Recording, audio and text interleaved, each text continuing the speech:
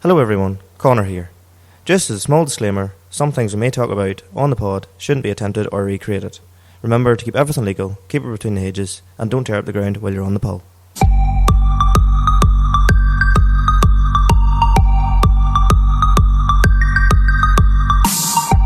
We've just done a recording with our guest for episode 41. We have. And it's now midnight. It's now midnight. And we're only starting to record episode 40 now because we had so many technical difficulties for recording episode 41's guest section. Episode 41's, like this one, episode 41's going to be another real strong podcast. Our guest is an absolute nutjob. But you were saying, just going back to you saying about being quiet, like, yeah, it was probably a conversation where I had a lot more in common with the guest than you had. Just slightly. Just a wee bit. So, yeah. And when you get started to talk, you just don't stop. Well, do you want to do the intro now? You're going to have to open your phone. Well, it was bit. There was one other time where I was trying to flick through and open the phone, and he looked at me going like, "Why are you on your phone for?" Yeah. And it put you off so badly. So then, anyway, hello everyone. You're listening to the I Agree Automotive podcast by Limited Slip Differences, or is what I've now heard everybody say is the Limited Slip podcast. Are people calling it that? I suppose it makes sense. Limited Slip Differences is a wee bit of a mouthful. I was about to say yes. It is. It's a bit of a mouthful. Like, yes. To be fair, I call it the LSD podcast. But then, well, there's not that many people around here. Whenever you say, what do you talk about, cars and tractors, they go, yes, diffs. Yeah. Well, in this podcast, we talk everything cars, tractors, and cows. Not really much about cows. Well, we did it once, and I've never. You're a dairy farmer, like. But I've never seen you be as quiet. Yeah, but you do talk about cows most weeks, like in the Watch News section, because there's normally some form of fucking handling. It's literally. I hate cows. I have lots of cows calved. I was very busy. I had a cow breakout. I had a cow sick. See, actually, right, if you were doing my watch, you'd be like, so like, we had like 10 cows calved this week. You know, the first one, it was just, yeah, I know how to tell a story. It was very hard to calve her and had to get the calving jack 10 minutes later. And then we slowly got the leg out. And like the vet was saying, push and I easy. went off on 3 different tangents in between that. Yeah. And then 20 minutes later. Yeah. And then the head finally came out and it was coming out backwards. And I was like, did you calve that? So, no, how to get it out the fuck? And that was only the first one. What do you hear about the second one? Exactly. Yeah. Me, cows calved. Did it go wrong? Ish. No further questions, Your Honour. But yes, in case you didn't know, my name's Conor. My name's Michael, and we are on episode. We're in episode 40. That's really 40. fucked up. That's 40. That's quite a nice number.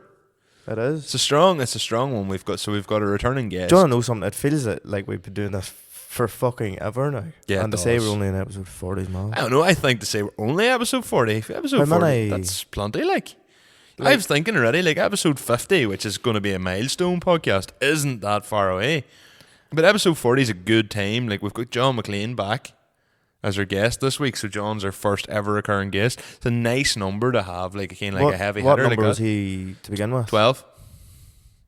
Fucking hell. So basically, how many hours have we done talking, do you think, altogether?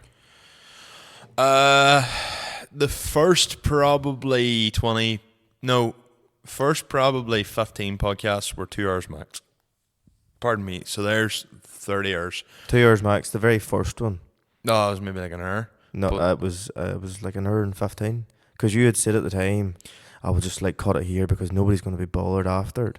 And then you put out the very first long-ish one. It was fucking like an hour and 45, and people were like, "Oh, I want to hear more." Yeah. And then it got to be fucking Donegal this year, and it was 3 hours and 20 minutes. 3 hours 21. Yep. I'm never doing one as long as that. Although this is to be fair, every one of them is this one could be. I don't know. I kind of hate missing content. Do you know, like everybody, like when people are on. I hate missing my bed, and I hate being a groggy fuck in the morning. But you're doing it for the fans, Conor. All 3 of them.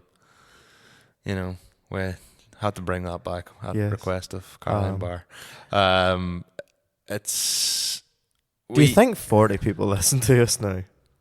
No. Probably not. No. I click on the video 40 times just to get them views up. To be fair, it's sad that to be fair, for a while at the start, I would have listened back to them and laughed at me taking the piss out of you because I got one up on you. And then sad. well, and now you're just used to doing it. But now you do it in front of guests and get a kick out of that instead. Like, I may neither confirm nor deny if at times Michael would message you during the week and say, "Well, have you listened to it?" And I'd be like, "No, I haven't had a chance." But like, you've just listened to this one 30-second clip on repeat. Like you said, I would be afraid of people skipping me. The amount of times I had to skip you's unreal because you go on that many fucking tangents. Yeah, but obviously the audience hasn't heard you yet, but I have. I skip me as well. There's times I'm editing this and I'm like, would you ever fuck up? And that's me talking about me. Like, but do you want to know what is actually mad? So I've near found it as whenever you've asked me, like, it was the last one I think you asked me to sort of have a good run through it, and I listened to it, and in my head I was like, I hope I said X Y Z. X Y Z comes out, and I was like, fucking nailed it. Aye, it's annoying though whenever you've like a guest or someone on, and we're sitting talking, and we have a really good podcast, really good conversation, and then after you turn off all the recording equipment, and you start talking about something else, and we're like, we were supposed to talk about that, and then, oh fuck, we were supposed to talk about that. Yeah. It's like the guest for future podcast. Like, I goes to you, what angle are we taking this in? I don't know, and then you did whatever way you did, and it actually really worked out well. Yeah, it was good conversation. It was very, and I was funny. sitting doing this. Oh, what's the disc? Bit my tongue. The disc. That's what you get for trying to slag me. The discombobulated.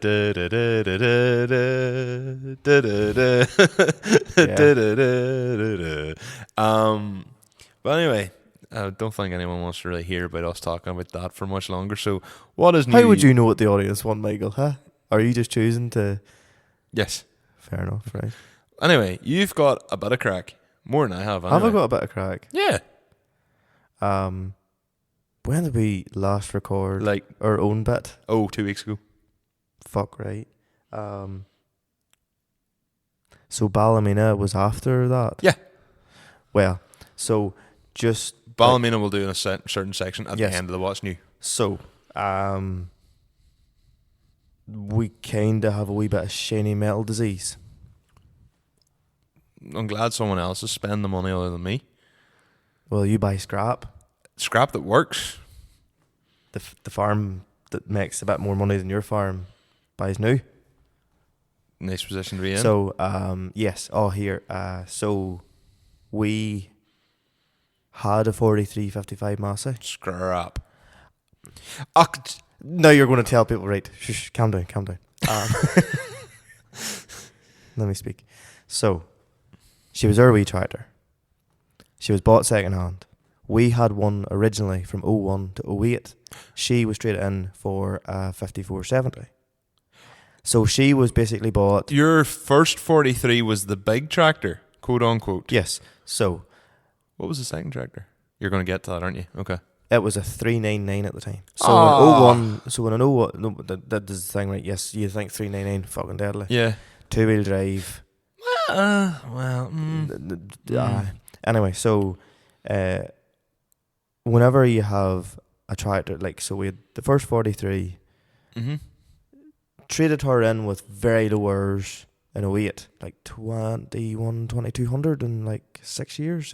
That's not big hours. But the thing about it was, I obviously was not at the age to drive then. But Jared was. He was always working in Dublin and that. Fair. So, contractor was used for pretty much everything. For the majority. And then probably the wee tractor, the 399 was. Well, the wee tractor was technically bigger than the new one. Aye, she's 6-cylinder. Aye, yeah. But like, she was just, I don't know what the fault. Like, looking back now, can't mind fully. So long story short, we had one. And then whenever it came to the 399, basically, right, whenever she's been needed, she's letting us down. Things are going, all that crack. You know, the time whenever you're like, oh, you need to change. Yeah. So It was 2013, I think. I was upper sixth, Right. and the 399 was straight in for a second hand 43.55. Did you only get rid of the 399? That was literally just before I came on the scene. Aye. Right, because the first time I think I was ever at your house was maybe either the tail end of 2013 or... Oh, it would have been way after that. We weren't really properly friendly till like Easter 2014. something. Because you ended up No, jumping Easter in. 2015. Nope. Easter 2014, you were all at it, and I drove my standard Polo at the time. You up were to in. You lapped the port with me in my car Aye, in 2015. in 2014. 2015. No, Was it 2014? 2014. 100%. Oh, that was still the year I drove Because the standard Polo. 2015, I had the Futuras on, And I was actually parked along with you. the Futuras made the real tick, tick, tick noise, and Did me and the wee girl I was seeing at the time, we both were like, yeah, we need to get this thing home, like. So I parked up. I got Rodney McKnight's spot the year beforehand. So buzzing about that. I thought I was king dick that day. I got like what I thought was the best spot in the port, although arguably it was a really good spot. Just as you come into Lansdowne on the right hand side, Rodney McKnight had parked there the year before, and I was like, I'm parking there next year. So we went down like super early. Yes. But so So I got a second hand 43, and she came with a loader at the time. So she was like right, fresh enough at the time. mm-hmm. She been 04 tractor. I think she was 03, 04. She was made after the one we had previously.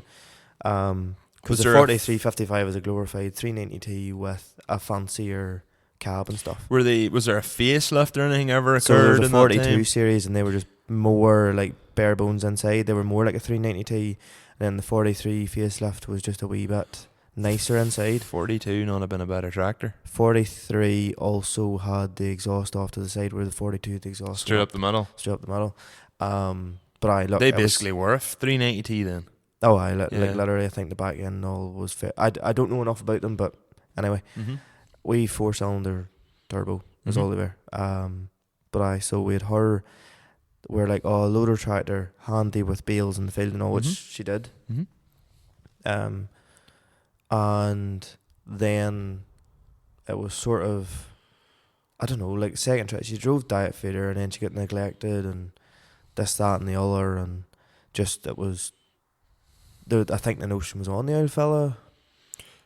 And all that. She had it, without sounding like a dick, she had gotten a bit rough over the last couple of years. There definitely wasn't the same love in her compared to like how the 67's treated.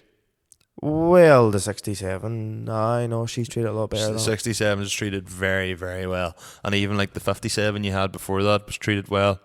Aye, well, me and despite, tractor. despite even some of the problems she gave. Aye. You know, we 43. I remember whenever you first were driving when we were younger, like she was a lot more sort of looked after than towards the tail end. Aye, I suppose like anything, tractor gets older. Mm-hmm. The farmer fixing it up. I know one thing happens, and then you're like, I can't be bothered fixing that, and then another thing happens, you're like, Possibly, yep. so So, they get rough. through time, sort of, I don't know, you get the snippets that there's an ocean in the head to change Mm-hmm. whenever you're being asked certain questions. That, and went to Balmoral this year, Mm-hmm. and seen, well, basically Massey brought you a global series. The reason they called it the global series was it's a tractor that's made exactly the same in all different markets. So like if it goes to India, if it goes to like South America, if it goes to like Africa, Right. UK, any of them, they're So all it's the a- exact same made. So if you were to buy the equivalent of 6480 in say South America, it could be a Voltra rebadge as a Massey. Right, okay. I discussed it before. Yeah, you did. So So long story short, is it a more basic... so they did call it the Global Series. So it was a 57 something, Mhm. and it was just known as the Global Series. And then I suppose whenever Massey rebranded there now to everyone's an S model, Mhm. they've now called it the M model. I suppose like John Deere for the like more basic. That's what I was going to say. How are they getting away with calling them the M if John Deere's do the same? They're not the exact same models. No, but they've still got like, you've got like a 5711M or a 5712M or whatever, like, you know, versus a 6155M. Or is it 6M 150? Is that what they call them now? I've No idea. no idea. Um, And if you're wondering why I'm yawning, yes, it is like 20 past 12. it literally is 20 past 12. Yeah. That's a So good guess. seen one at Balmoral show, and whenever we looked at like sort of second-hand stuff, second-hand market is very strong at the minute. Yeah, it is. Yeah, yeah. And whenever you looked at the way the thing was going, they would probably work out dear in the long run. Yes, possibly. Yeah. Because buy new 0%. And warranty for 3 years. And warranty, I have not a clue. But anyway, so seen one at Balmoral. Had a good look around it. Mm-hmm. And What was it you looked at Balmoral? so Did I say it right that time? I can't even. Balmoral? It's 20 past 12. Yeah. I'm not really bothered.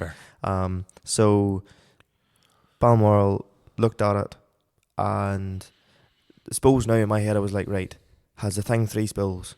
We had a 5, 7, 13 SL that came with 2 spills, and you had to turn a fucking handle every time you put out the, the pickup hitch. Was she only 2 spools? It was the biggest bastard that ever came about the yard.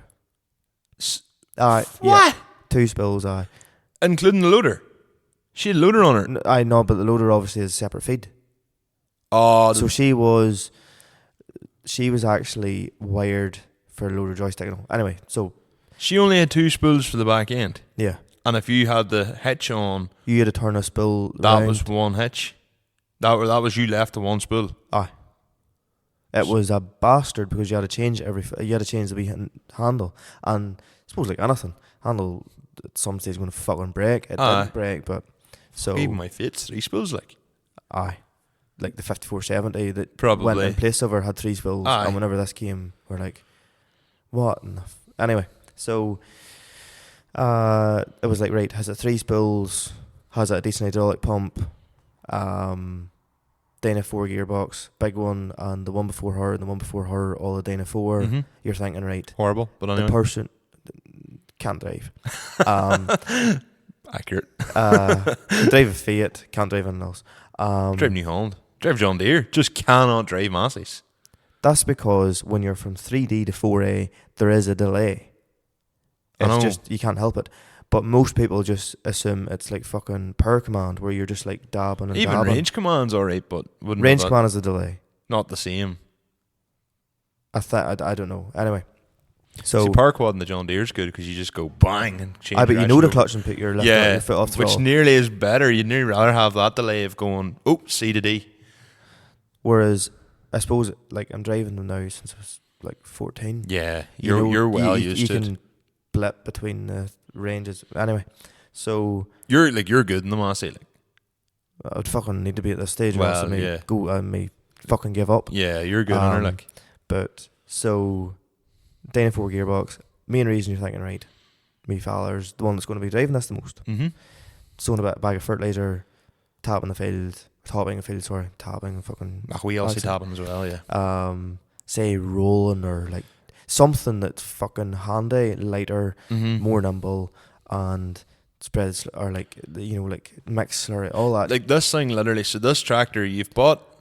She could sit in a power hose for fucking 3 weeks. Yeah, Not be like badly bothered you've about it. bought. I'm going to say a fairly expensive tractor, but you've also bought something that's reliable. This is the thing, though. This is the thing, though, right? So you're thinking any new tractor nowadays is a fortune. Mm-hmm. They were very reasonably priced. They'd have to be, but if obviously there's going to be a different margin for Massey in the UK compared to say Massey of South Africa or Massey of India, but they're probably made cheaper. You can probably tell that. So You don't need anything better. So whenever you're looking at the show, Mm-hmm. you're like, right, you want something that's basically the same as what you have. Yes, absolutely, 100%. And something that's obviously familiar. So anyway, that was grand. Fast forward time, and our fella must have been McClean to do a deal, and rung me and said, right, is X, Y, and Z what we looked at Balmoral?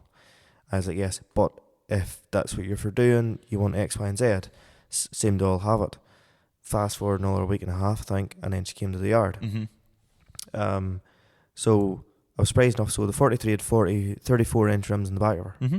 This one is 38, so she is sitting higher. Aye, she is. Now, she's a very short wheelbase tractor. Short and quite narrow.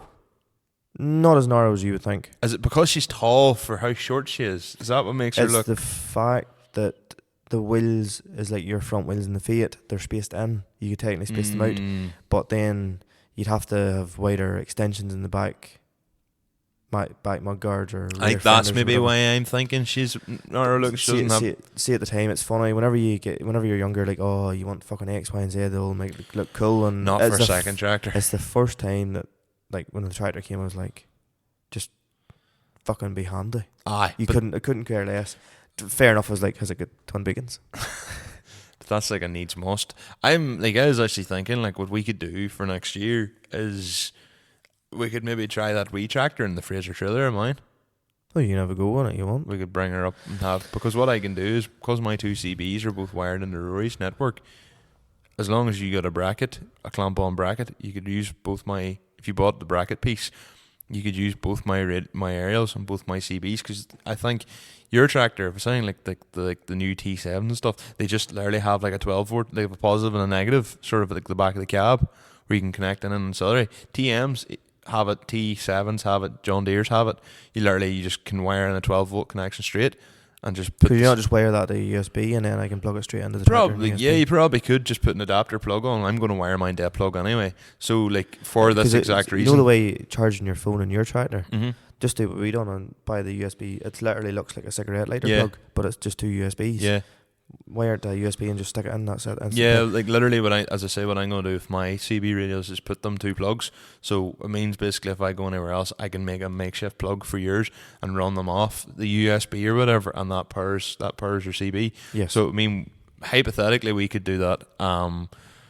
But I was thinking it'd be a good way of maybe seeing what the wee yawks like with it's a slightly smaller trailer, 16 foot as opposed to 18 foot. But you're back to what you're saying before I went off topic there. Like, I completely agree. Your second tractor, it's not going to be in the road. Your first tractor, that's your premium tractor. That's the one that's on the road. You're drawing silage weight, you're drawing slurry weight. You might go to runs on it. You're going to left lime or whatever in it. Like the wee 5711, like it's the type of thing you jump on to go on top grass. So, yes. So she came and I think she was one of the in-stock tractors. So there's a fella flying Fergie Man on YouTube, had one out in demo. Right. Funny, that demo was left at the day yours was thing. So if you look at his YouTube video of him like giving a review on it, the tractor at the front of the lorry is the one we bought. Right. Yes. Okay. Because whenever they were offloading, they were like, "Oh, there's a fella that has a demo out." Mm-hmm. But anyway, so she came and she's Vizio roof on her for a loader, so she's technically more loader capable than her big one. I think the fact your big tractor has a loader on her is kind of... I get it. Like it is slightly ruined her, yes. Yeah, I get it. You've used it for bales, but you haven't. Like, when was the last time the loader was even on that tractor? And I bet you're going to cut me off and say last week. But last week. Fuck's sake. Because we put in bales last week. Aye. So, but now see if you're driving in the road, the tractor and loader saves the hydrostatic transmission on the telehandler. Yes, they're supposed to obviously be travelling the road, but whenever the tractors a loader's not meant for road work, like. Not really, I would have said. But so, long story short, she came. She has a loader joystick on her, so there's no actual T-bar on her. It's all up and down buttons and a loader joystick. Oh, okay. So she's well enough spec that she's that cab suspension, which is really weird to sit in when there's no front suspension. So you're technically moving, it's taking a bit of the shake out of her. Yeah. But she's that short and not that long a wheelbase. Does that not make her very bouncy? She's fucking bouncy. Yeah, I'd like, say she's... over the shore road, Jesus. I had one of the nephews in, the real bumpy bit in the Gallic Road. And I kept Michael just straight out through I kept her sort of half pinned to see what she would do with a load of bales on, and I fucking jumped out the seat to behind him, but he had a seatbelt on, like, obviously. So, yeah. Which, to be fair, all tractors now obviously come with it. But I know, so she's 3 spools, Dyna 4, loader joystick, loader brackets, so like her loader's compatible. Oh, good. Vizio roof, so she because the glass goes right up over, so you have better view. And she's on 440s and 540s, which I was to be honest, whenever you look at the size of the tractor, they're quite wide. Budget tires, I presume, or like Alliance well, don't seem to be. I don't know fuck what they're like. hey, they'll do For all the like job. so. If a tractor has 1,200 hours put on it this time next year, I wouldn't even have this thing might not have 1,200 hours put on it in now, 4 years' time. C versus an S Massey. There is things where you notice where she's cheaper. Yes, Like you tell I them would by looking at definitely her. one thing. Well, You can, you can tell by looking at them. The cab, the cab's smaller, but a smaller tractor. true. Um, Even just the lack of mud guard extensions and stuff like that there, you know. but then again, that's just the styling of them. It's more so. See, whenever you're using your controls, the slider for the arms, like. It fucking took me 15 minutes to figure out how to use the pickup hitch on her. Because it's finicky, and if you don't know what you're doing, you don't know what you're doing. Like there is things in her, like if you look at the mud guards and different things, you notice she's a wee bit cheaper, but for the money and for what she's going to be used for, like She'll do 10, 12 years, no bother. Like, I would like to see her there for as long as possible. And like she has the same engine as the 57 or the 5S dot whatever now. So it's 4.4 litre turbocharged. So at 110 hours, she's basically down in power. No matter what I did to her, could I get her to make black smoke? No. Whereas the big one, just give it 3 years till she's out of warranty. No. Whereas the big one, funny, I was drawing a story. We were there on Saturday, the day the old school day was on in Notts Corner. It's funny, you think she's not that powerful at 180 horse. She is. Until you actually... No, Yeah. I'll not put the wee one down. The wee one handled 10 beals, no bother there. And whenever you're so used to down a 4, like, it basically felt like you were driving an old school 54, 55. Yeah. Which is basically what she is, like. But the fucking big one, whenever you have a day in her, like, it's funny, the nearly contractor size tractor, they're heavier, they're comfier, and like she puts black smoke out for days now. Well, it's just you going back to what you're saying, like I remember us taking, like, say, like, whatever it was, 14 bales up Cargan Hill or whatever in my tractor, and, like, we're hanging her in third gear, and smoke coiling out of her, flames coiling out of her, and whatever, and we're like, oh, you know, this thing's pulling alright. My tractor's, 115 maybe, straight 6, so a bit more low-down torque. And you're like, you know, this thing probably wouldn't be that much slower than my tractor. And then I think the next run we went up in yours, and, like, it didn't even take the same number of bales, and it didn't even take a whiff out of the 6.7, like. This was 2 years ago, and I can remember that and just going like, okay, no, Jesus, there is. You think there's no difference because I'm like, oh, you know, I have straight 6. You know, he's only got a 4-cylinder turbo, like, but you know, he's not gonna be. You know, I might pull down a bit, but no, like. See, to be honest, see with the price that tractors have got. See for the likes of a beef or sheep farmer. They're literally like they're. See, after having driven hers, now I've not had a chance with a loader on her, but for all the work that they normally do, I'd be struggling to see why somebody would spend 20 extra thousand for a second tractor. For even their main tractor. Oh, if you're like a sheep farmer or something, like, you know, like yeah. the bang, like where you're spending most of your farming on a quad, like you're getting 85% of or 90% of the actual deer one, and all you're spending money on is a slope nose. It's creature comforts, like. Well, a wee bit, yes, and it's funny, like, now they've sat in the wee one, it's funny, they're like, oh, the big one is obviously more comfortable, and oh, she's stronger and all the rest, but I nearly enjoy driving the wee one as much as the big one. How can you all, like, especially as a shiny metal See, disease. for shifting cattle, fuck, she's the rod. And the other thing is, you should do this to your Fiat.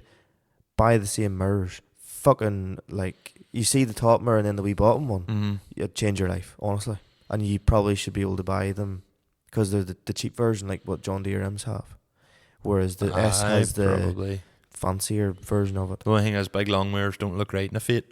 Who gives a fuck if you can see? But it makes them look like a bug. Makes them look like an insect. I'll show you a video of a 190 with a TM mirrors on it, It literally looks like a fly with the fucking big antenna coming out here. Like, it looks like an alien. Doesn't look right. I sent it to Darren Mullen there recently enough, and I was like, we were talking because we were literally talking about MERS because of tapping in to my pit. We were talking about that in the last podcast, like getting into my pits.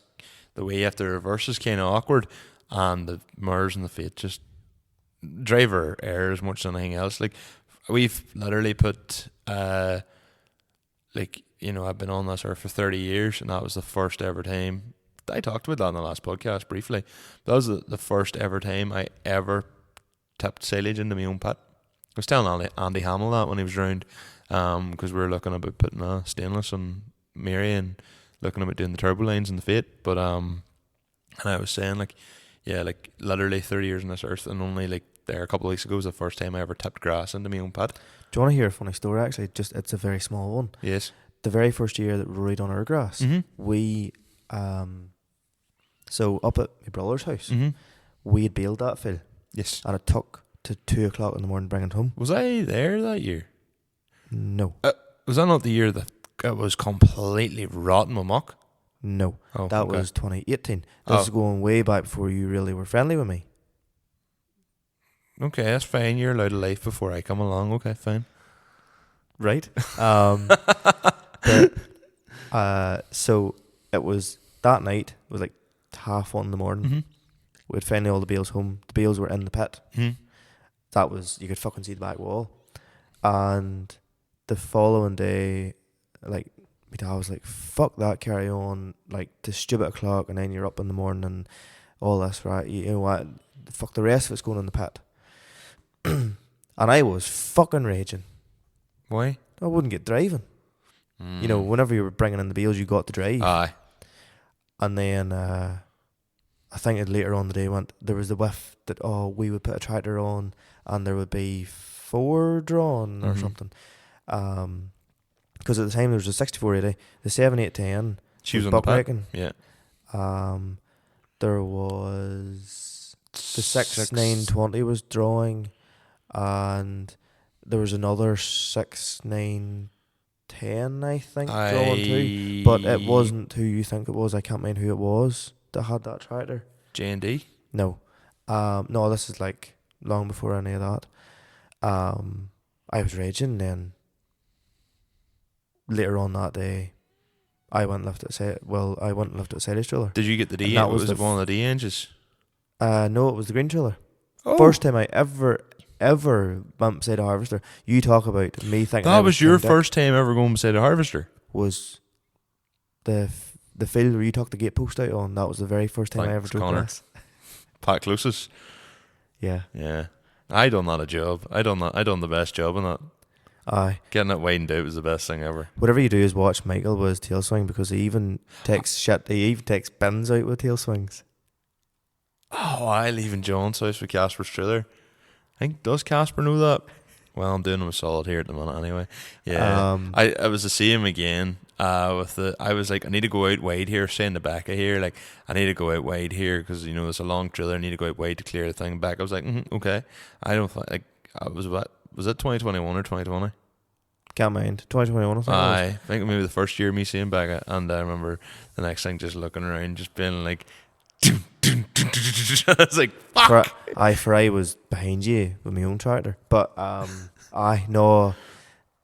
was the first time I ever drove through grass. Seriously? And Funny. my instructions were, sit at the rail. Huh? Sit at the rail. No. Oh. I hadn't a fucking clue what to do. Well, obviously I had a clue what to do, but I was like, I got to the pit, or the instructions that day were just like, right, go and get a load, come back here, tip it, and we're like, fuck. But it's funny, see, whenever you're used to the 5470 and the trailer bales, I used to take the corner at Carly in school there, like going down the road, flat out.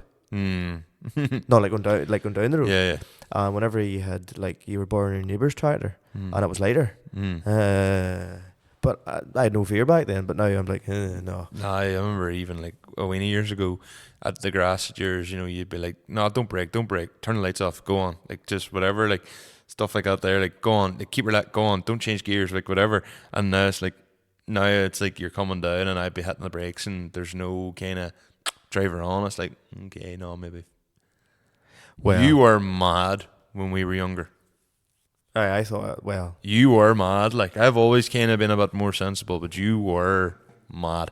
best thing I ever found was we get the land of 24-foot cane bale trailer. No, it was the time. It was 2018, the real wet silage, and we baled the fill at night time. Yeah. And I reversed the low loader and down a lane. Yeah. And he went, "Fuck! I didn't know you could do that." Aye, because I was sitting beside you at the time. Is that not the night that a bale fell off at the end of the year? At the It end of the did year? fall off then. Did I give a fuck? No. You were horned. You were horned to be driving. It was. Did I get a drive that night, or are you kind of like, I kind of want to drive? The time can't you took a remember. load in my tractor, the 54-7. Oh, stop! It was the factory. That was coming from Kelly. That was coming from Jared's, wasn't it? I goes to you, right, between 3D and 4A, lift your foot off the throttle and give it a blip, and that'll be the time you'll hear, bum, and then, like, so as if you're double clutching it. You. And then it, like, took the gear, and you're like, I just can't get onto this. And I was like, That was when you had the red rock on it, wasn't it? Aye, Because I remember she I blanked was. like fuck, and then when she Didn't. she did, she was rattling off, and I remember like saying, "Oh, that's." But then I hadn't that much use either, like about maybe a wee hair more experience. But remember, like on and off, like I think that was 2016 as well, because like a couple of weeks later I'd done the whole crop. But before that, I hadn't drawn silage since 2014, and it was like 30 acres. So My first ever time we had trailer on behind the road was with Lagans, drawing whole crop out of Thorntons. I had never driven the road before, bear in mind you. And my first time on the road was with TM 135, I think it was. yeah. Weigh 18-foot herring and full load of whole crop. My first time ever driving a tractor on the road was the wee 35 with the topper on. A fucking bit of difference. But the first time I ever drawn a road with a trailer on was Hudson Steel 7740, with 8-ton Fraser, same size as what I have. And a ground my dad used to take, and then Hudson took it after that. And Luke, I was in with Luke, and Luke was like, go ahead, take a drive. And I came up to the road end, and there's a lorry coming up behind me, and I took fear and shit myself. I was like, I can't remember if I was 15 or 16. I took fear and shit myself and just fucking winked the tractor into the field and took out the gate. With an With the 8-ton trailer. With an 8-ton trailer. Fucking hell. If you see where the gate is, you actually have to come round in yourself. But I just took that much fear. I was like, oh fuck, like I just wasn't used to it, like, you know. I drove home. Like, it's a main road. It's a Ballymena road, like that main Balahi Portnown line. So apologies, Hudson and Luke, for wrecking your gate. Still loves me to this day. I drove home, tipped the trailer, and then jumped to the passenger seat again because I feared the other fella seeing me. He didn't know. Well, that wasn't the trailer that had the locks for the plumbing and the hydraulics. No, I know who okay. owned that trailer, and that was Aye. done nearly in badness. Oh, do you want to see something funny? And the whole fucking lock, though, it wasn't their tyres, they didn't care. No. I know whose trailer that was as well. Yeah, no, it wasn't. And they just piped the brakes into the spill. That's Rash. No, I was thinking of doing that with the wee Fraser for the Massey, but that's a story for another day. But yeah, no, that was... We've got some mileage out of this 5711. we fucking have. We have. Why is it when I say we want to cut things short tonight? That's good conversation. Fucking 1:45. I'm going to hit you in the morning. Yeah, I'm going to hit myself in the morning, don't worry. Especially as I have to go home and still do all the cutting and all and getting all the files pulled together. But anyway. But yeah, so the 5711 main conclusions so far is great Hannibal tractor. Couldn't fault it. Don't know why anybody would buy anything if you've got a small farm or whatever. You know, bang for buck in this day and age. Mm-hmm. What's new with you, Michael? That's Right. 45 minutes we've been talking. Did we start truly on the dot at 12 and it's now okay. 1:45. Fair enough. Put out a bit of slurry there last week. With the Coke can. As I put a bit of slurry out with the not right so on. Coke can. Right on. Coke cans are what, 330ml, isn't it? Yeah. I got the big Red Bull tin. Okay, fair enough. The 473 ml, good enough.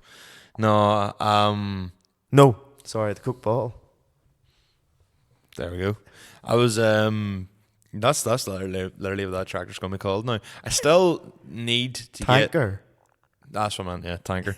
I still need to get the There's time a Coke can to get coming. the new latch and the new thing put onto the pipe, but just having the time to look at it.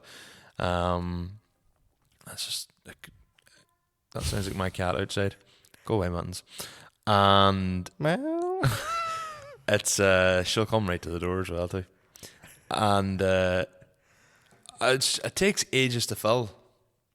For old dirty water, it takes ages to fill. It draws in a lot of air. Do you ever put diesel through the pump? No, I have proper vacuum line oil there. Like I do have oil for I know, it. but you're just run diesel through it. Really? Oh. Okay. Like suck diesel through it, like aye. And See, the wee it ball, frees up the veins and all, you know. right? Because the second ball at the top, it's definitely not working right. Over the winter, I'll reverse around the shed. I'll crack her open because I need to weld. Just don't leave it that you have to, you know. No, it'll be once the band's over. So No, what I mean is don't leave it that you have it in 1,000 bits. You have to rebuild it again. no, it wouldn't be like that anyway. I just need to take the top off, check the valves, check a couple of seals. That is taking it apart. Not really. And then make a couple of light things for lights at the back so I can put lights on. You can look at the wee star we have. Aye. I'll just take a photo over next time. Aye. Just it means all I have to do is crack open the top, like it'll be fine, and then replace a couple of pipes. To be fair, real good blow off the tanker. Like it spreads a real nice. Get your head out of the gutter. Spreads and What? You're talking about shite? spreads, but it spreads real well, real even. Or as we were children, dirt? Dirt spreads dirt. Spreads it real even. It does a really good job. The other problem is the back fucking door doesn't latch down properly. It doesn't shut properly. So like you'd be standing there or reversing her back to kind of come up because there's obviously no wide angle shaft or nothing on her, and you're like. Out of curiosity, did you ever think of taking the thing off, like cutting it or taking it off to the where she clamps down and see if there's any like is there anything and cleaning it? I did. I've right on that. There's nothing. Just- I had her all cleaned out, hosed her and all around her. There must be a way that you can. To be honest, Set I'm happy enough just to replace the whole thing, because then that's a new spread plate, a new filler, a new like latch, like Whoever buys her off you will get a good tanker. or they might just get the original bits back on her again. See, to be honest, wouldn't do that. a wee 1300 is more than adequate for me. The way our ground is, and it's all in a square. Well, like whenever we had the 43, that was all we had. Yeah, but And like, whenever we got the 54, that was all we had. well, see, obviously I'm part-time farming, so timing is of the essence. Like if I remember talking to like another farmer, and I was like, this is 7 or 8 years ago. Aye, like Becca told me it takes you longer to feed 4 cow than it takes me to milk cows at times. Probably, yeah. Just by the time I go up the road and cut the bale and all that there and bring it back down and do all that, no, it doesn't take as long as that, obviously. But, by the time you go up and lift everything and bring it down and all. I'm only taking the piss, Michael. It's okay. Well, no, but see, to be honest, like you're as quick with 4 cattle as you would be with 10. Because you still have to go and get the bale. If that makes sense. But anyway, like. You should go and get the line of bale trailer and put them all on the bale trailer. Bring them all on. And there, I could use the wee freezer. But that would mean leaving waiting in the trailer over the winter. And? Wouldn't be great for the tyres. Not really. It's They're an going to extra crack. They're going to crack. Yeah, We but have a I don't want freezer them to that's crack. older than that one, I think, and it used to lie with 10 ton of lime in it, which the wheels may have. But that's 10 ton, not fucking 2. We know bales. Like, look, it's fine. Like, I don't mind if Mary's stuck in the low box is half the problem, and I didn't have the one. Because I was about to say you don't have a loader, and then I realised you do. No, Mary's stuck in the low box. But if I had the 110, what I would do, well, what I actually would love to do, although this is, I would need a lot more cattle to justify this, is have like one of them bale feeders that just simply turns out the To be bale. honest with you, with your spending habits, you don't need any more cattle to justify that. I know, but like You don't even need one of them. I'm telling you, all you had to do. all you do needs 2 bales and just fucking push the bale. Yeah, I know. It's just, I know. it's, yeah, I know. It's just, I like shiny metal disease. But, No, scrap metal. scrap metal disease, yeah. Just buy like an old fucking rickety one and make it work. Pull an old one out of an auction, which is probably what I would consider doing, to be fair. Never forget the night we fucking only started McSlurry at 11:30. No, spread slurry at 11:30. Spread slurry at half Fucking 11. 2 loads later, you're like, the field's done.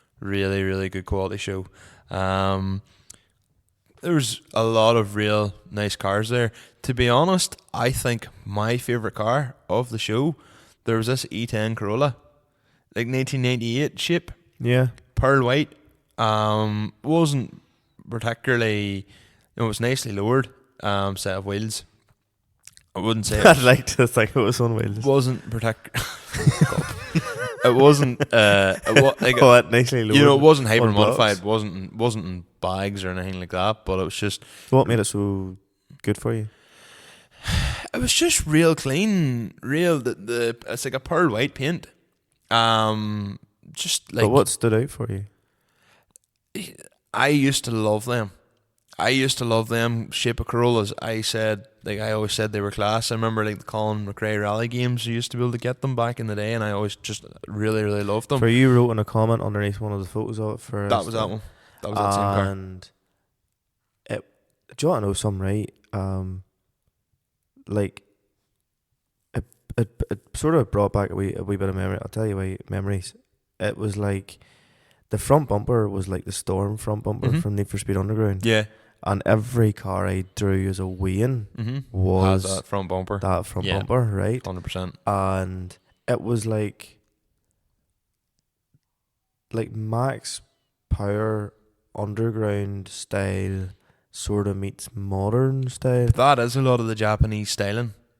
No, like I totally get the way the like body kits and all are back in, because obviously you got your primarily for Japanese stuff, because you know, like your Origin Labos and stuff. But like I can mind, like obviously I seen it. I can't mind what wheels are on it. I think it's just maybe a set of grids. And do you want to know the other thing? And it's nice to see. Girl owns it. It's owned by a girl, isn't it? Yeah. Like Fair Fox. Yeah, fair play. You know, cars should be as much a girl thing as a boy Yeah, thing. 100%. Other just notable cars, obviously, like Jack was there. Calvin's first show since he's got the car back out. So, you know, he was showing off the engine bay and all now, because it used to be, you know, engine bay was grey and whatever, and, you know, had the notches in it for, I think he won't mind me saying that now, like to get it extra low because of the adjustable arms and all. And we had to notch the strut tires in there that time. Me and him done that in my shed. So now that's all been properly sorted in and like raised up and welded in and all. It's a really, really good job. So him and Jack done a real good job on that car. Jack was there with the Skyline as well. And just even Krath was in as well, you know, with the Laurel. Some just real nice stuff. Like it was, it always gets a real good quality turnout. Another one of my favourite cars was the wee Mazda 121. Did you see it? It's like a wee Mazda, but it's painted blue with the gold wheels done up to look like a baby Subaru. Have you seen the baby Subaru? Yes. Yeah. That's owned by the same guy that owns that, is it the Azam AC90? Marty C Turbo, he has on Instagram. He's part of the 074 crew from Letterkenny. He has, do you know the wee small, right, okay, do you know your lad that owns the red GT86? Like the kind of the dark metallic red GT86, Sean McGonigal. Well, big body kit and big wing and all. Yes, his mate also has Andy has the orange Impreza. Okay. If you've seen it as well. Well, another one that runs about with them. It was in the LZ Fest videos and stuff. It was the wee small like K car that has like the gull wing doors. Oh, like the mini Rocket Bunny F40 Yeah. kind of thing. Yes. He's the guy that done up the wee That was really loud crack. Yeah, it was the wee 121. Then what else? Last Friday night then we went to the tractor pull in Ballymena. We did. Fell in with the gang there. That was a good old nice crack. That was brilliant. We ended up, well, me and you went up and after you finished milking. Well, you left at me and I put on clothes like this, assuming that I'd seen, oh, there's a barn dance, just in the just to be prepared. I think you pretty much wore that outfit, didn't you? No comment. Yeah, I did. Aye. Well, aye. I mean, to be fair, it's nearly your go-to at the minute, like the hoodie, blue Well, I need to jeans. show that. Well, put it this way, like. I'm just showing off my belly. Well, I'm very paranoid at the minute about my Yeah. belly. Oh, I'm joking. Considering that there's a hoodie with the name on it, it'd be wild stupid to wear a super dry one still. You know. That's good advertisement, like. We have merch, buy it. Have you here? To be fair, the amount of comments I've got about the quality, That's good. like not even like genuinely, like. Well, To be fair, we did. I know we We went did our on. research. We went on and on and on. Turns out Michael's idea of research is look at one thing and specifically go for that one thing, which but we don't need an explanation. I know why you did it. You Mhm. wanted a heavy garment, Mhm. but then like whenever you take other things into consideration, Yeah. and all the rest, and They're a much shinier looking hoodie. The hoodie I originally went for was really comfortable and really warm, especially in winter, but dull. I would Not say a nice looking I'd hoodie. say if you washed it wrongly, the back side of the hoodie would be halfway up your back. Aye. That sort of way. Yeah. But yes, so it's good that people like the hoodies. The tees, to be honest, the white doesn't flatter my figure. If I was a lot skinnier, the white, I know it's not a good sales pitch, but for me personally, being a bigger guy, the We're white, not that big. the white just doesn't flatter my figure. But It's you know more the what? fact. It's a cheap tee. Like It's more the fact that like Camden Glass are nearly looking at your nipples. oh no, oh no, it's fuck you. I can't talk a fucking inverted. I can't take my eyes off him. I'm half expecting like was it James Bond or something? Boxed in the face with a nipple. No, was it James Bond or something? Where there was one of the movies was basically a doll had like guns coming out of her things. Is that like Die Another Day or one? I can't mind, but I just that's aye. But And there's one other podcast where you were sitting and you were purposely folding your arms tight. I was doing that. Well, I can't even do that because I have to show off the. Even though the mic stand's probably wrecking it. But anyway, based off the topic of this, we're currently looking for heavier duty tees. Aye. So we're getting them sorted at the minute. And then been on with Rachel Johnson about getting the other design done. So she sent me some more photos today. So I need to show you that after. Basically, we've got more works in the merch. No, we've got more merch in the works. Anyway, back to tractor pulling. Aye. So we arrived into Ballymena. Sorry, you landed at mine. I was dressed like this. You were dressed like you just came out of the fucking back end of a tractor. I did. And then, and then basically I was like, the fuck? And you went, the fuck? And,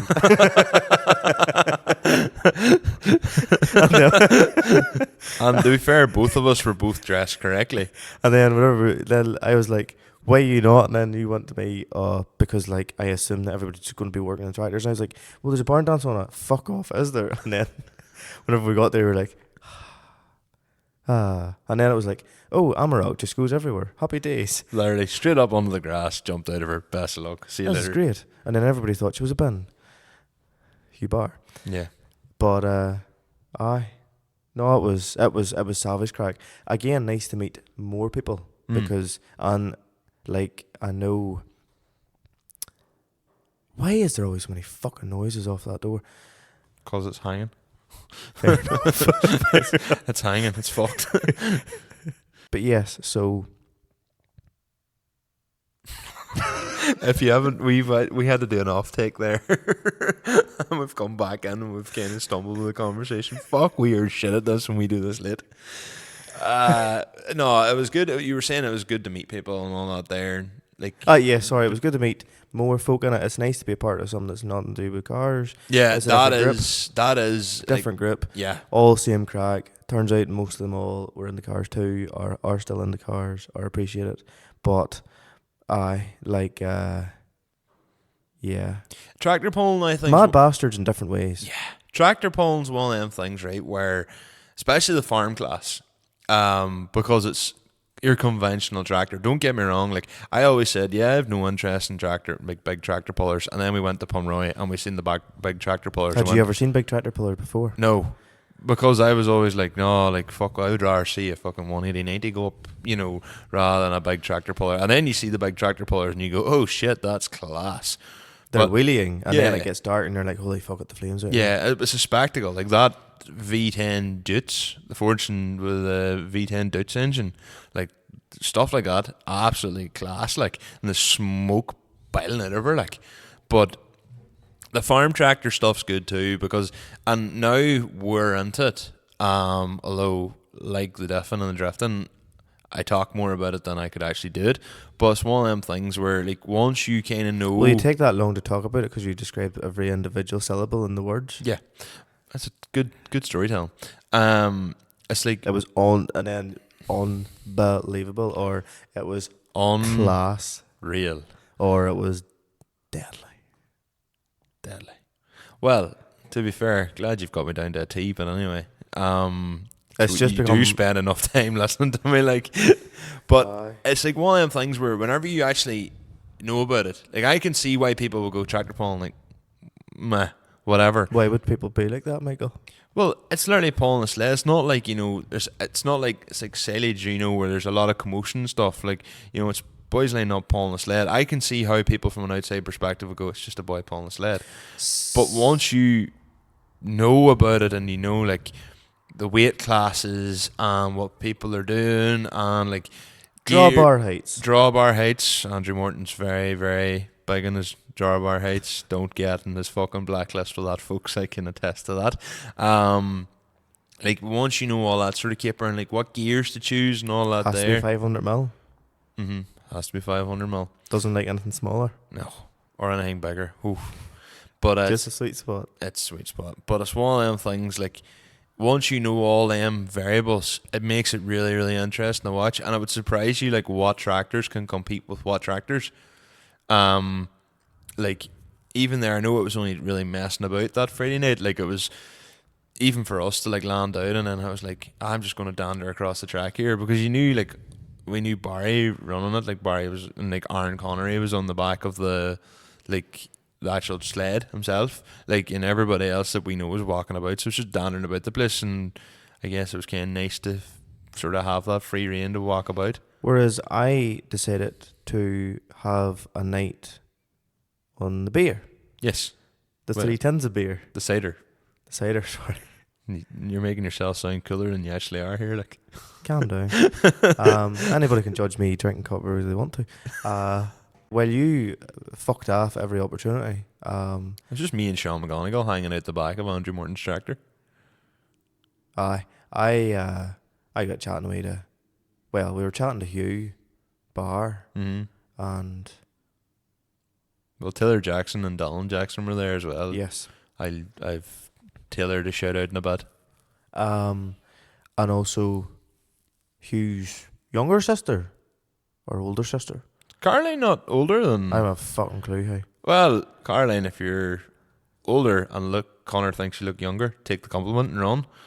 I'm near sure Caroline's the same age as either me or you. Is she? I think Hugh's a couple of years younger than us. I haven't a fucking clue. I would need to check that, but I think Hugh's maybe 27, 26. Hugh could be fucking 22 for all I know, because he's like 6'8" or whatever. He's tall. I think Caroline's maybe the same age as us. Because you were talking about university. Talking to and Caroline. And then she also was chatting to me about university stuff, so I just assumed. And Hugh's missus was there as well. Yes. Yeah. I know, Hugh's girlfriend was also there. And to be fair, the 3 of them were good crack. Yeah. Like, I have to say this, like, it's weird to hear somebody say that, oh, it's weird to see you in person. But yeah, it was. So you were standing chatting shit with them for the majority of the night. I was over. I was in Andrew because I got a good video of him getting the flames. So we were waiting till it got dark, and then we were going to try and see if we can get the flames out of the Nash, and she can flame. She can flame. There were some real cool bits of equipment there. Was it 7250 John Deere? The big. I don't think she's articulated, is she? Was she articulated? Aye. She had the dual wheels on her. I was classing in the Muirhill as well. And was there a Muirhill? Yeah, there's a yellow Muirhill. And then obviously Big Blue was there. Yes. And Frosty was keeping the track covered, between him and Niall. I think Matthew, to be honest, was the happiest man there. He was literally pulling the sled back all day. I'm just double checking that. Yeah. He was. I'd say he was probably the best man. He actually done a pull in Andrew's 1455 as well. Young cub can steer for all the age of him. But then, to be fair, You love to see it. where Andrew's at and the hills he's living on, like, you'd need to learn to drive around there. To be fair, we think we can steer until we would probably be there. Like, them boys, like, when you're driving, the kind of them sort of hills and stuff, like, aye. It's mad to say that you need to, whenever they were putting in silage or something, they were saying that one part of their lane it's obviously extremely steep, but it's concrete. No, it's stone, loose gravel, that's the problem. I know, but what I mean is there's a bit of it where it is concrete, and if I'm thinking right, there's like trees or something overarching it, and it gets greasy, and like tractors literally can't get up with a tiller of the grass if it gets damp at all, which is fucking bananas. And it's like a banana from Mario Kart was through on it then. Yeah, right enough.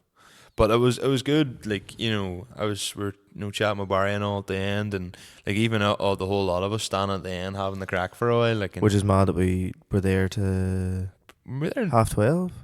Was it not later? Maybe 1. I got home like fucking 2. Aye, it was late. Yeah, we were there ridiculously late. It was the Conor. It was 11:30. We were there like an hour and a half. Morton. Great crack, all the same. Cook was there for a bit. Him and Barry left. And to be honest, the other lads and Willie Venard was there as well.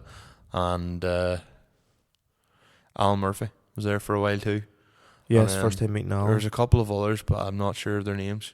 That was the first time meeting Alan. That's a lovely tractor. It is. That 1694 is a lovely tractor. I know absolutely nothing about them, but I can appreciate it. I really like Davy Brown's, and I didn't give a shit about them, and then I got that one of mine, and I was like, do you know what? Like, they're a nice wee tractor. They're really narrow, which sucks, but as I found out the hard way. But I'll never forget you fucking sliding up. See, to be honest, like an R995 or something like that there. Oh, I have one. You have one? Yeah, we have a 995 Selectomatic. Oh, why? One way cab, but and rear mud guards probably too. Okay, and a seat. Steering wheel. Well, I know I know a fella who breaks them. Like, to be fair, you gonna buy it off me? No, I'm kind of hoping you give it to me. I'm not joking. If you probably offered the right money, you could take it. And it would be a great project. When would I have time to look at something like that? Oh, all the time in the world, Michael. You have nothing on. No, not a mission.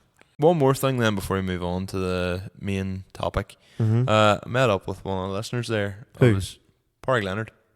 What did you call him before you said that, Michael? Shut up. So I know, funny. This is Michael 30 seconds ago. I met up with Porrig Leonard. I caught myself on. They call him Paddy in Australia, and I was like, but fucking, you go anywhere. Yeah, but it was like they can't say his name, and then apparently one fella over the CB was like, porridge, and he just went, that'll do. So I know I was down with him. I was in Mayo, and then I came across, so he's Roscommon. So he's not actually in Mayo, he's in Roscommon. No, he's Roscommon, man. So right. Sort of. Not that I knew what could. Pretty much in the Galway Roscommon border. Oh, right. So called over with us for about walking around the yard and just chatting shit for a while. Cause I've been speaking to him now probably for the last 15 months. Me and him would chat most days, like. So chatting to him today actually about his Mark IV. Aye, I think it's the happiest thing he's had since he's come home, like. Yeah, but he's going to let me drive it. Well, he's coming. So we're going on a trip. We're recording this on Monday. Today is Monday, isn't it? It's the 30th of July. Well, technically now it's Tuesday because it's the morning. So Monday 29th, this weekend we're going to. You'll hear this in like the week after.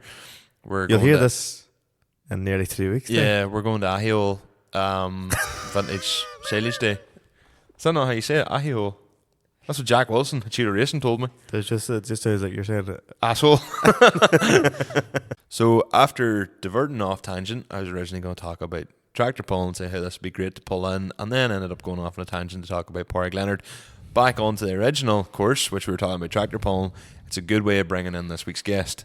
It is. So we have John McClean of Farmflix back on the podcast. First returning guest. Was John our first ever guest as well? He was our first guest, and now our first return. Well, John and Mark last year, and now first ever recurring guest. And to be honest, like we told John this in the pod. To be honest, John's probably one of the keys to us getting elevated, I would say. Oh, wow. We definitely got a good ledge up from them, and very, very thankful Farmflix for taking us on and giving us a chance and letting us get involved. And this was a much different conversation than last year. Last year was very much, John, how'd you start Farmflix, all this here. This year we get into proper in-depths of On the Pull. We talk a lot more about the technicalities, the technical details. And also John interviews Michael. And yeah, John interviews me and I become the main character again, and it was great. And now we're going to cut to the Farmflix podcast in 3, 2, 1. So we're back today on... That's actually probably... Which episode number was I? You were number 12 the last time round. You're now this is number 40.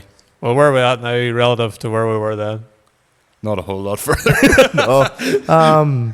We have a banner now. We have a banner and we have hoodies. Well, to be fair, yeah. Look, we do have hoodies now as well, yes. We've got merch. Took long enough to do the hoodies all the same. We've got going through different prototypes and all. Well, I was going to say we've got a better sound system, but recording system, new camera. We're hopefully not going to blow everybody's eardrums out, because the last time hadn't a clue what we were doing. A laptop charger decided to blow your electric up. Yep. Yes. Yep. So the last time when we went and visited you, similar amount of notice this time. Yep. Same day notice. Let's do this. Yep. Yeah. So that's how we all work. So last time, I got a phone call at 7. I had literally just finished the milk and got nice. You're lying here. You get 1 at 5. 1 at 5. Sorry, 1 at 5. Didn't know what time it was. Right, it sounded right. But it's like, you're right to record tonight. Funny, I had a feeling that you were going to ask me that, but I asked, all right, no bother. See, it was whenever I was chatting to you, I was like, what time do you want to do it? And I was happy enough to do it over the next 2 weeks, preferably a week and a half. And you're like, well, I'm going away on Thursday. And then I was like, right, so that really kind of leaves it tonight or tomorrow night. And you were like... Theory, I'm going away on Thursday. It's, as you can hear, it's raining. So, my life's just hell. You are just... Last 2 years. You're last minute, and it's not in the last minute by... You choose to be last minute. It's literally the nature of the job as last minute. Because of On the Poll, had hoped a better year, not as guttery as last year. You think to yourself, well, I got an extra week of clean up last year. It took a fortnight. This year it'll only take a week. Well, it rained all day Saturday and it still took a fortnight to clean up this time. That's a month where I have not been filming, and now just the nature of the beast, young team, we've so much to do that yes. I have to chase it now for the next 8 weeks while there's still stuff happening to get a good solid 25 to 30 episodes banked in the tank. See, with you going away on Thursday though, John, have you say you're going away on a trip, so do you have a set amount of contractors or whatever that you have a rough idea who you want to go to? Because of the nature of this year, it's literally at the point now where I'm willing to go across the shock to get 1 or 2 and see what happens. Previously you'd have been I want 3, 4 ready to go. That's good solid week of weather, let's go. But everyone's just accepting now the weather is what it is, and you have to bang on every window you're getting. So even though we see a window that says there's only one dry day, they'll in my mind, by looking at our forecast, I'm like, well, the whole first cut still has to be done. But as we all know, everyone just chips away at it. Mm-hmm. Some people get wet grass, some didn't, and it's in. So it's just a case of now I have to go. So I'll check in with my contractor on Thursday morning. If he's a green light for lifting on Friday, I'll get on the Birkenhead and I'll be with him at 8 in the morning, and we'll bang in 300 acres, and from there I'll go where we're going now. And it's literally, because last year when we had you on, it was more talking about how Farmflix all started.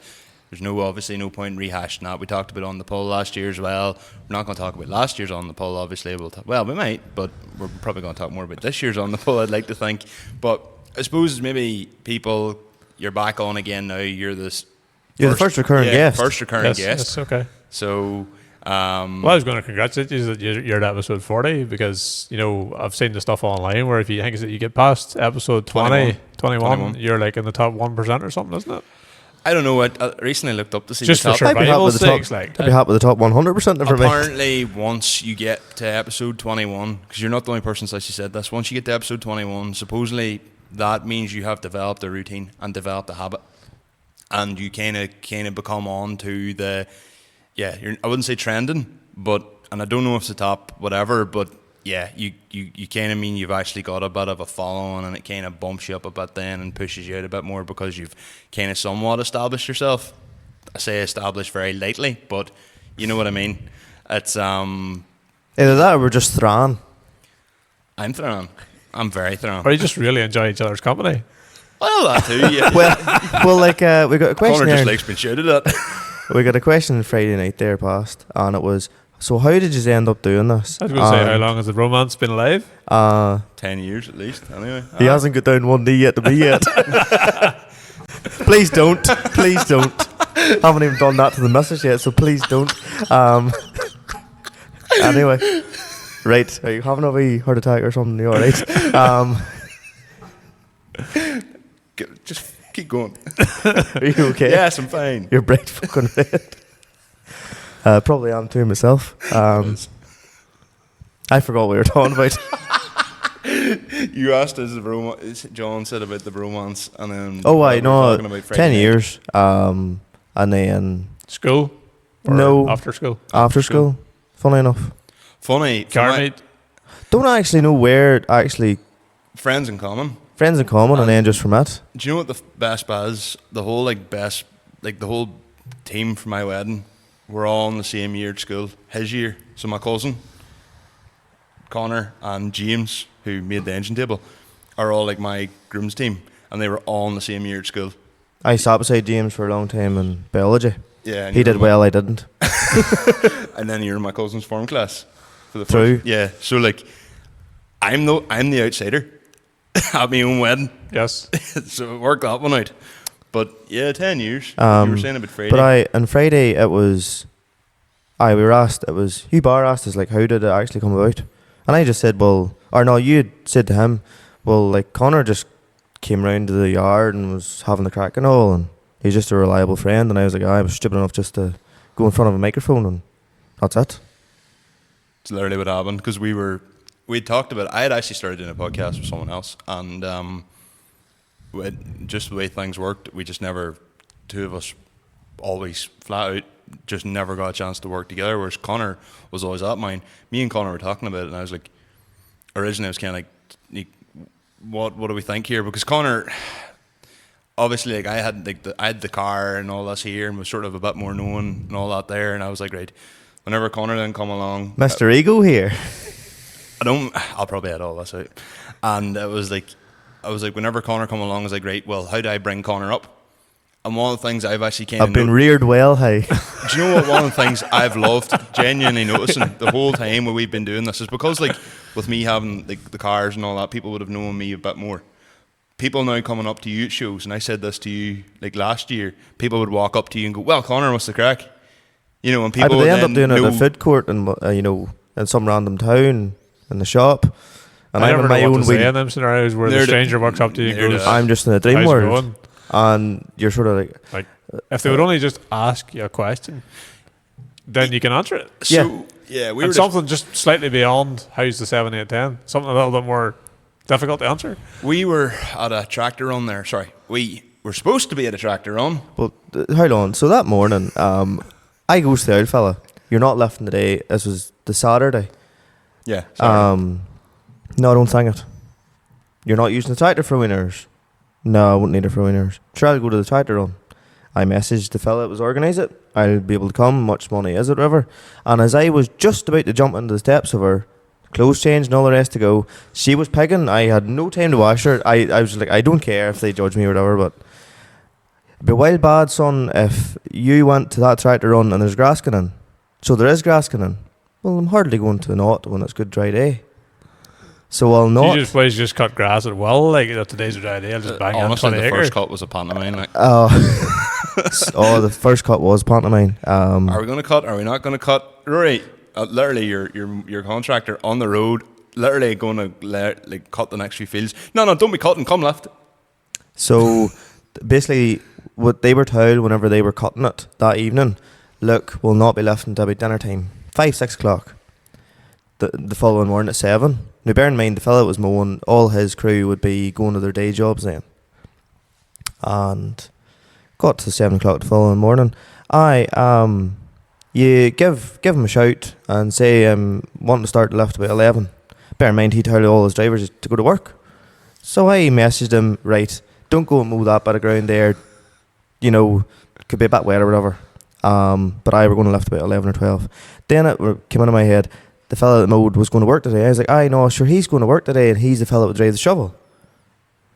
Well, fucking ring him quickly then, so he doesn't go to work. It was literally what, the 6, 9:30 and the 110 drawn on for like the first half, or? Aye.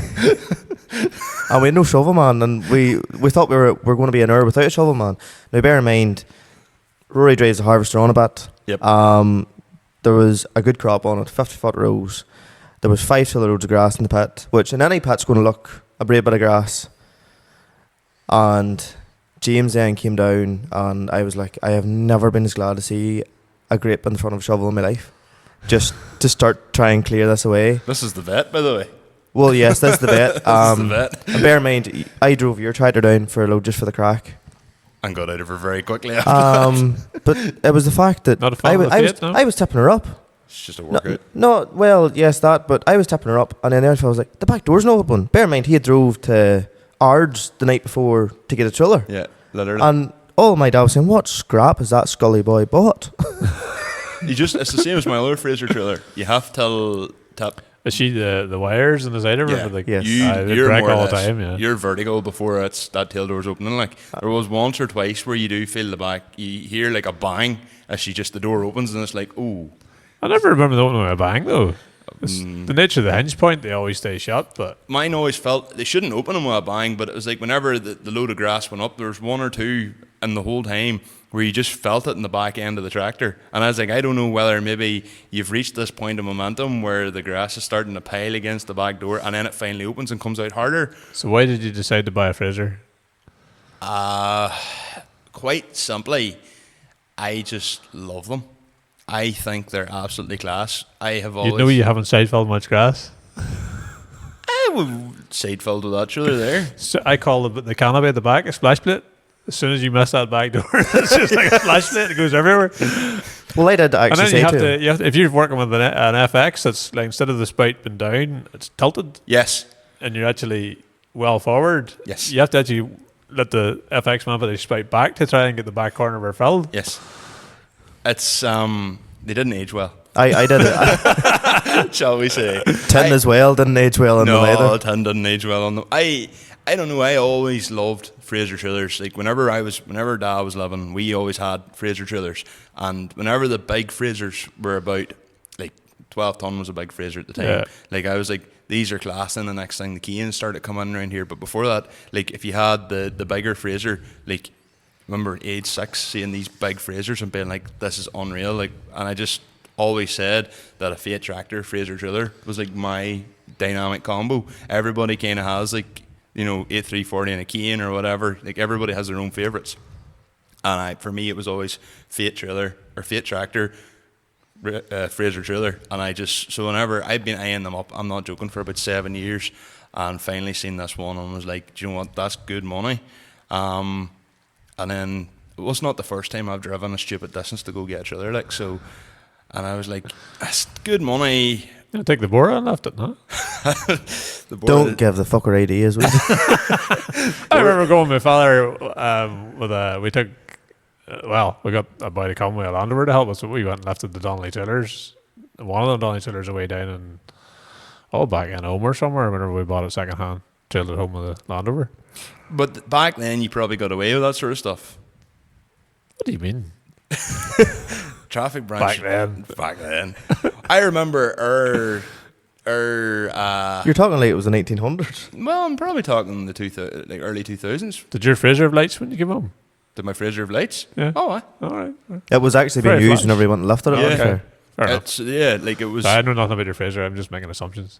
No, it's genuinely. He's taking the piss. They'd put lights and all on it. About legalities of coming home, I was like, I bet you bought one with no lights on her. No, to be fair, actually, because I had to drive it through the middle of Belfast. Do you know how hard it is to fight the glider up the Dundalk, up the Newton Ards Road? I've never raced the glider, no. I was literally, because like I can only do 22, 23 mile an hour tops, and like you're in front of the glider, and then I had to pull out to let the glider pass, and then he would stop, and then I'd be in front of him again. And the one thing I noticed about, see, like driving, so I like I work in Ballyclare. I took the tractor to Ballyclare, then drove the full way to the Arch Peninsula, and see everywhere, because it's a Fiat, like it does get attention because it's just a fairly classic tractor. And you're driving a fair distance all the same. Yeah, and like everywhere else, like all around the country, I've had boys in like Golfs and Boras and whatever flashing the lights at me, sham hands going everywhere. You get to Belfast, it was literally just people giving me the middle finger. Like literally everywhere. Like literally, I leave the Belfast vicinity, get in Newton Ards, back to getting the lights flashed at me. Like boys, they're just going in the sham hands and all again. Picked up the trailer, back our way through, back into Belfast, over the Queen's Bridge, through the middle of the city centre, up the Crumlin Road, round Cave Hill. You stopped for the selfie, did you? I didn't, because I was scared of taking the phone out and getting caught. To be honest, like, always drive responsibly, folks. Genuinely, like, I was like sitting there going, I would just be the unlucky one if I tried to take a Snapchat or something of me now. Oh, no, you should have stopped there and got out and filmed it pretty and all. The other thing as well, I was looking for somewhere to pull in at Cave Hill and couldn't really see anywhere, and I had a long enough line of traffic behind me. City Hall, lad, City Hall. Oh, can you imagine? It's just in the middle of the 3 lanes there. Just get out. I didn't know. I didn't know if what I was doing was legal, but it wouldn't have been illegal. The illegal aspect of it would have been the distance you were from home on red fuel. Is it not 100 kilometres? Is it agricultural work whenever you're Lifting a size trailer? transporting a silage tiller? You weren't carting silage. I was taking... You could have threw a wheelbarrow one there and said, look, I'm bringing something home to the cow. Where the fuck's your cow? I was Purple in fairness, I was taking it to Conor's house to draw silage. Look, I'm not on for digging holes. That's like, it's just And we've heard nonsense. you've Some been of the doing ru- that some of the rules that technically you could apply and go, no, that's not legal, but no. Anyway, Driver on, lad. Driver Drove on. by the police station, like, and there's police pulling out, and I was sitting in that. To be honest, I was kind of like, okay, right, are they going to do anything? They didn't even so much as look at me. They wouldn't have a clue what the rules are. That's the honest truth. Well, maybe just... Your biggest issue is if you look like you're worth pulling in because you're being rash or you're holding the phone or you're that was my biggest you've fear. no lights or whatever. Lights is what lights. I have magnetic lights, so if she hadn't have even... Now, I knew she had lights on her anyway, but if she hadn't had lights, I'd have been down when I said I have bad magnetic news. lights. You're not going to make any money with your silage tiller. I have a silage tiller. It sits there most of the year doing nothing. Do you know what? I'm just about to make this... Wait do you hear the why whole... is she available for free hire for a day? No, not free hire, no. I'm about to dig myself an even bigger hole here. Oh dear. I at least argued to my wife that I needed it to hold a banner. What did you tell the wife you needed a silage tiller? I just said I wanted one. She said, okay. Just remember we have a wedding next year. Fair enough. She, to be fair, Becca entertains most of my crazy ideas. Someday she is just going to turn around and go, enough's That's enough. until you see behind what their face is, and then you're I'm like, a big oh, fan of starters you mean to go on. Like, that's a great way to start. Just say, right, I'm buying a silage tiller here and I'm too busy editing my podcast to do the laundry there. I was... Carry on. will I say about what's beside your back door in the house? No. Oh, I have a whiteboard of like all my tasks because I'm so scattery. I forget to do stuff. So if I'm leaving the house, I have a whiteboard there. It has like literally all the tasks that I am capable of doing. Notice the words "I am capable." Lethal. Yeah, and it's like, so it reminds me. I'll look and go, and it says bins, and if it's a Monday, it'll jiggle my head going, "Oh, bins go out on a Monday," and yeah. Is this really a revolutionary tool you need to bring into your life? The whiteboard. I have one in work as well. So it's beside my office, and It's literally. called a smartphone. There's things like Google Calendar. It'll ping you when it's time to put the bin out. Yes, but I'm And, also like, very notes for lists. Yes, but I also forget. Like, it just, I'll see it and go, all right, yeah, that's right, and then I'll Swipe it away. swipe it away, and I'll go, Why yep, does the whiteboard make you do it whenever the swipe doesn't, when the notification doesn't? because it's staring you in the face. Whereas a phone, you'll go, yep, that's right, and then you'll do that, and then you'll maybe go and lift your lunch out the fridge, and you'll be like, right, I need to get to work, and then the next thing you're out the door. Whereas like the whiteboard is there, I see it. There's no escaping it. The whiteboard is life. So Enough about your whiteboard, John. How's life? I was Grand. I've been waiting to say that for the last half an hour before we've heard about Fraser and the whiteboard and your I bad keep life choices. distracting you. How's life, John? Anyway, Dead on, hey. Are you recovered? Just about. I was getting grumpy at the end of last week now in the clean up. I think it's It's nice, sure but I I knew I half spoke to you last week and you might have you felt that. you were on the phone to me last week, and I was chatting to you, and I was like, this man's maybe a wee bit. No, the build's so much easier than the break because you know you're working towards a deadline, and no matter come hell or high water, you have to hit your deadline, Mm-hmm. and you're all pleased with yourself that you've done it. but then, you're just sort of hoping that this won't take forever to tear it apart. And initially, it does come apart pretty fast. But I made the mistake this year not having a power washing crew sitting ready to go. You were saying that. Big Fair mistake. enough. Big mistake. How much time would that have saved you, do you think? Or maybe just headache?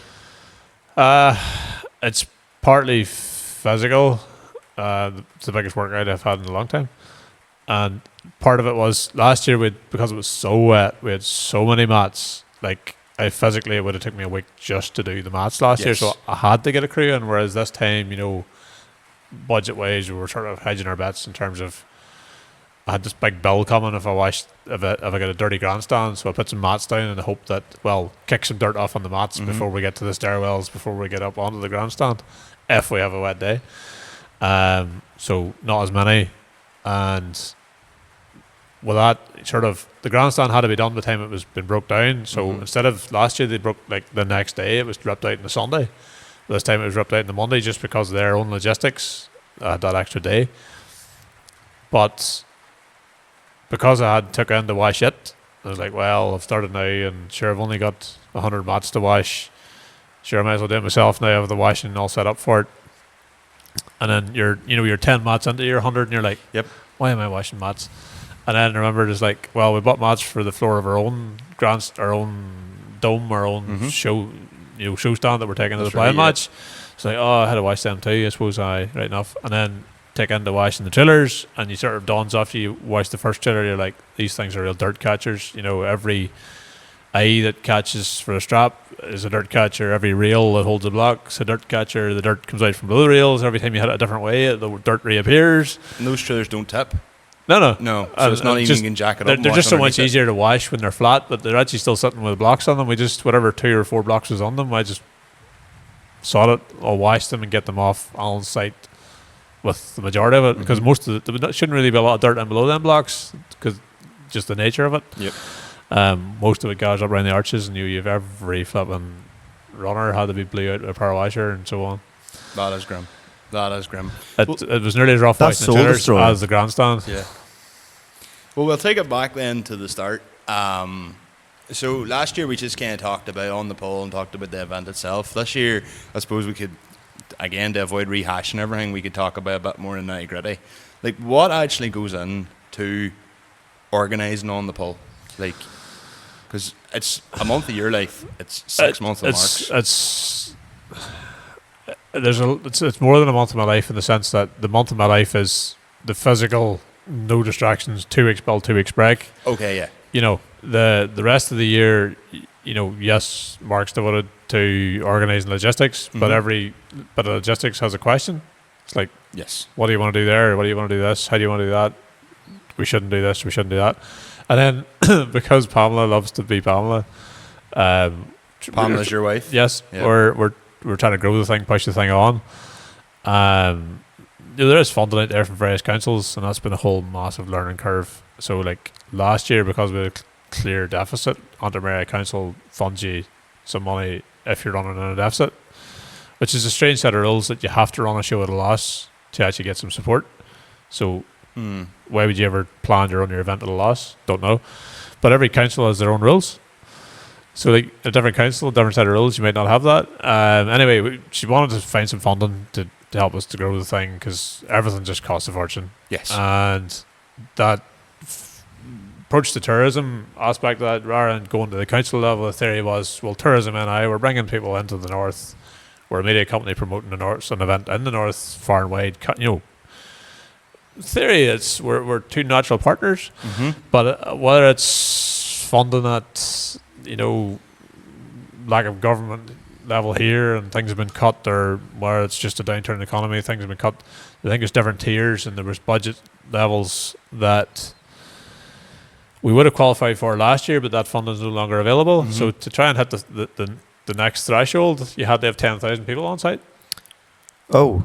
So we were like, right, how can we get 10,000 people on site? Because we tried to hit near the 5 mark last year. So the instinct was, well, with capacity from our grandstand seats this year, if we'd have sold that to the maximum capacity we could, would have been knocking the door of 7.5. So we're like, right, could we ever do something on the Friday night and bring in the other 2.5, and tick that 10,000 box. Yes. So that was really like, well, we needed to run something on the Friday night before as well to improve logistics. Last year's feedback was start on time and more food. So that was hit, definitely. Yeah. this year we started on time, thanks to you two. John No and problem me at all. to sort the data in the morning. I started the data in the morning at, I don't know what time I was there to organise it, but it was 7 o'clock. I tried to sit down, Yeah. do it, and you boys appeared shortly after.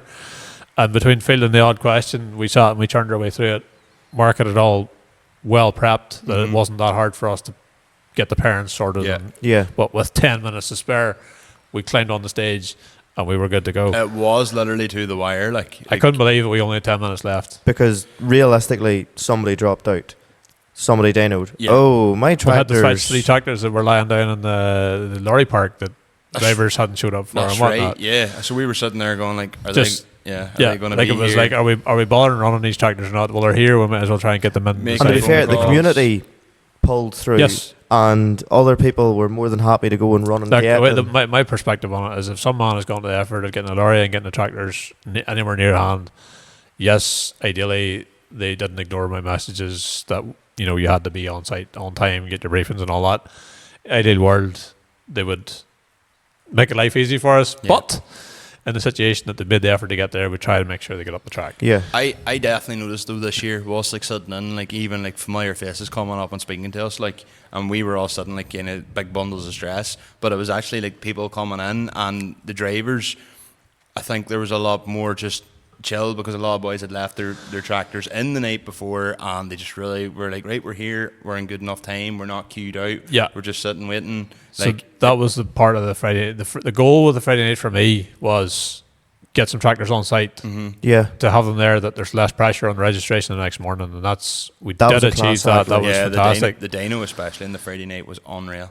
Part of the run of the concert was to try and run an additional event, use the site when we have it there. We have the car parking, we have all this infrastructure with that, but it kind of brought its own headache because then by having the bar, you've got to get an events license. Yes. Opens a can of worms with the council, who give us quite a hard time around some safety stuff. Ironically, not the safety stuff you'd expect. It wasn't about who's running the pit crew and how safe is this motorsport. It was more about temporary structures and food hygiene and all that kind of stuff. Fair enough, yeah. Even got an HSE visit during the week, during build week, thanks to that. It was great. The grandstand guys are so well used to that stuff. They're proper scaffolders, aren't Yep, imagine, the harness gear and all that crack. Yeah. I mean, he just rattled off all the stuff, produced all the cards and said cheerio. Deadly. Exactly what you needed. And Yes. Was just Alan just like, with real stay away from the military farm, stay away. experience. I didn't see Alan at that point. I was actually late to that party myself. I'm not good at paperwork. I mean, that's the truth. Is without Mark and Pamela, I just wouldn't be able to run this because I just wouldn't be willing to deal with the paperwork. So anyway, a bit too creative for the the paperwork. concert threw a lot of random sideshow activity into it. Again, I learned a lot of lessons. I've done like DJing in a former life, not hardcore DJing, just like social gathering Events, yeah. like gathering DJing, like playlist style Yes, DJing. like 21st or like so a birthday or so something. like for example, this year I sat down during the week and got a night and got the whole playlist on. So I was like, instead of hiring a DJ this year, we just like I handed Beth, the sound girl. She was there last year too. Yeah, There's my laptop. There's the playlist. Feel free to skip through them. There's about 10 hours of songs. So just like if it's dragging, skip it on. It's all those little details. It's all them things. There's so much stuff that has to be put together to run an event. It's just mind blowing how much stuff. So less stressful or more stressful, both. So the intention was to release the videos pre-Christmas, straight in with Christmas gifts or ticket sales. New website set up and thought, we're going for this new onthepoll.co dedicated website. No confusion as I'm on Farmflix or I'm on the poll, really clean it up. Yep. Worked really hard to get my website and all sorted, stuff like that. And trying to secure the field. Yes. It sounds complicated. Alan has been renting that field for years. Yeah.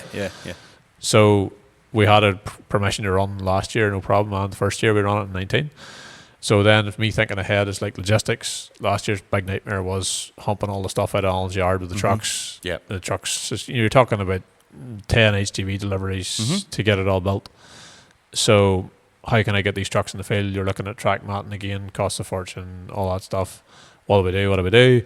Plus your telehandler needs to shunt back and forward from the lorry. You need a pad to land on. So basically I approached the owner and sort of said, or the representative, the owner of the stage, can I sort of agree something more 2-3 seasons here that would let me maybe put a lane in, bit of infrastructure. Long story short, the field went to the market for sale. That's right. Oh. Yes. So we had to just I heard basically about that through the throw the grapevine. handbrake on and wait to see when this field would eventually actually hit the market. So we knew it was going to come, but we didn't know when. So it didn't actually hit the market till January. Was it just that one field, or was it that whole? Just that one field. It lies right under Alan's farm. So all the rest of the stuff there is all Alan's, and that's just that one field. Yeah. That's That's a bit of a nightmare, to be honest. that's a nightmare. Yeah. Yeah. And That's it's- just this country, though. Yeah, That's- so we're debating just where's the backup field. We actually considered running it in the field, the carpet field next door, which would not be ideal, but you could possibly do it. There's just enough of a pull on there it. is a wee hill It's on just that one, yeah. the problem is even getting it started. I think the track long enough and stuff. It wouldn't have been ideal, but it was our backup plan. Mhm. Long story short, Alan got the field bought, and it was all systems go. And then from there, Congratulations to Alan. yes, yes, and You're now in more debt. and from there, he gave me the green light to put the lane in. And actually, I would have been trying to make as little, been frugal or whatever, as little a lane as we can get away with to get the lorries in and whatever. But he was all for just run it right across that and take it right out the gate that we put in last year for the car park. So when lorries could come in and out without turning, It was a deadly job. bit of a pad for them to unload with the telehandler. And then because of the last year's experience, I had to go and borrow pallet tows for a tractor, which was a great job, and had the digger pallet tows. Well, this year the digger's on standby, and I had the pallet tows for the tractor, and it's perfect. Yeah. The telehandler unloaded the lorries in 2 seconds with the concrete. I have the concrete shunted over to the thing in place before the next lorry even arrives. It just was seamless, other than the wheel studs almost falling out of 6, 9, 10. Oh, was there any big Yeah. learning curves? Obviously, last year Always was tighten your like, wheel bolts. well, there's that. But like last year was massive in comparison to Tech 1. Tech 2, as you said, there was obviously a big learning curve from the first one. There's a massive book of notes to take. What was the main notes to take from number 2 to number 3? The challenge last year was getting it back off the ground again. Year 1 was prototype, so year 2 was about getting the 6 trailers first. Yes. And we had that, so and then there's the concrete aspect, the safety margin. We learned probably most on last year. This year's not been so much of a learning curve for us as much as just refining and probably I've been getting my feedback now for the last week, really, off different ones ringing around and just trying to get feedback off like yourselves who was there and helped and saw how it flowed. We put the survey out to the guys that attended as well. A percentage of them always will respond on email, which is really appreciate that too. And probably the showmanship is where we've got a little bit left. Really bringing that, I would call it the rodeo experience, where any of that dead air. People love Jimmy and Kevin's commentary. Don't get me wrong; They're class. They're They are just unreal. made for that job. Yes. But there's a little bit of even the way it starts. It just kind of like 10 minutes before we're due to go. Right, where's the first tractor? Send her up the hill. There's a little bit of we could hype this up to be a bit more of a thing, and then let Jimmy and Kevin work their magic in between someone hyping it a bit more, or whenever when we had that track dead air thing where we're maybe picking semis or something's happening and the digger's up doing something. Like you had said, possibly do like a show pull. A sideshow act that maybe doesn't need the track to be actually active, but the crowd's entertained. There's just other things we could do, and I think even at that,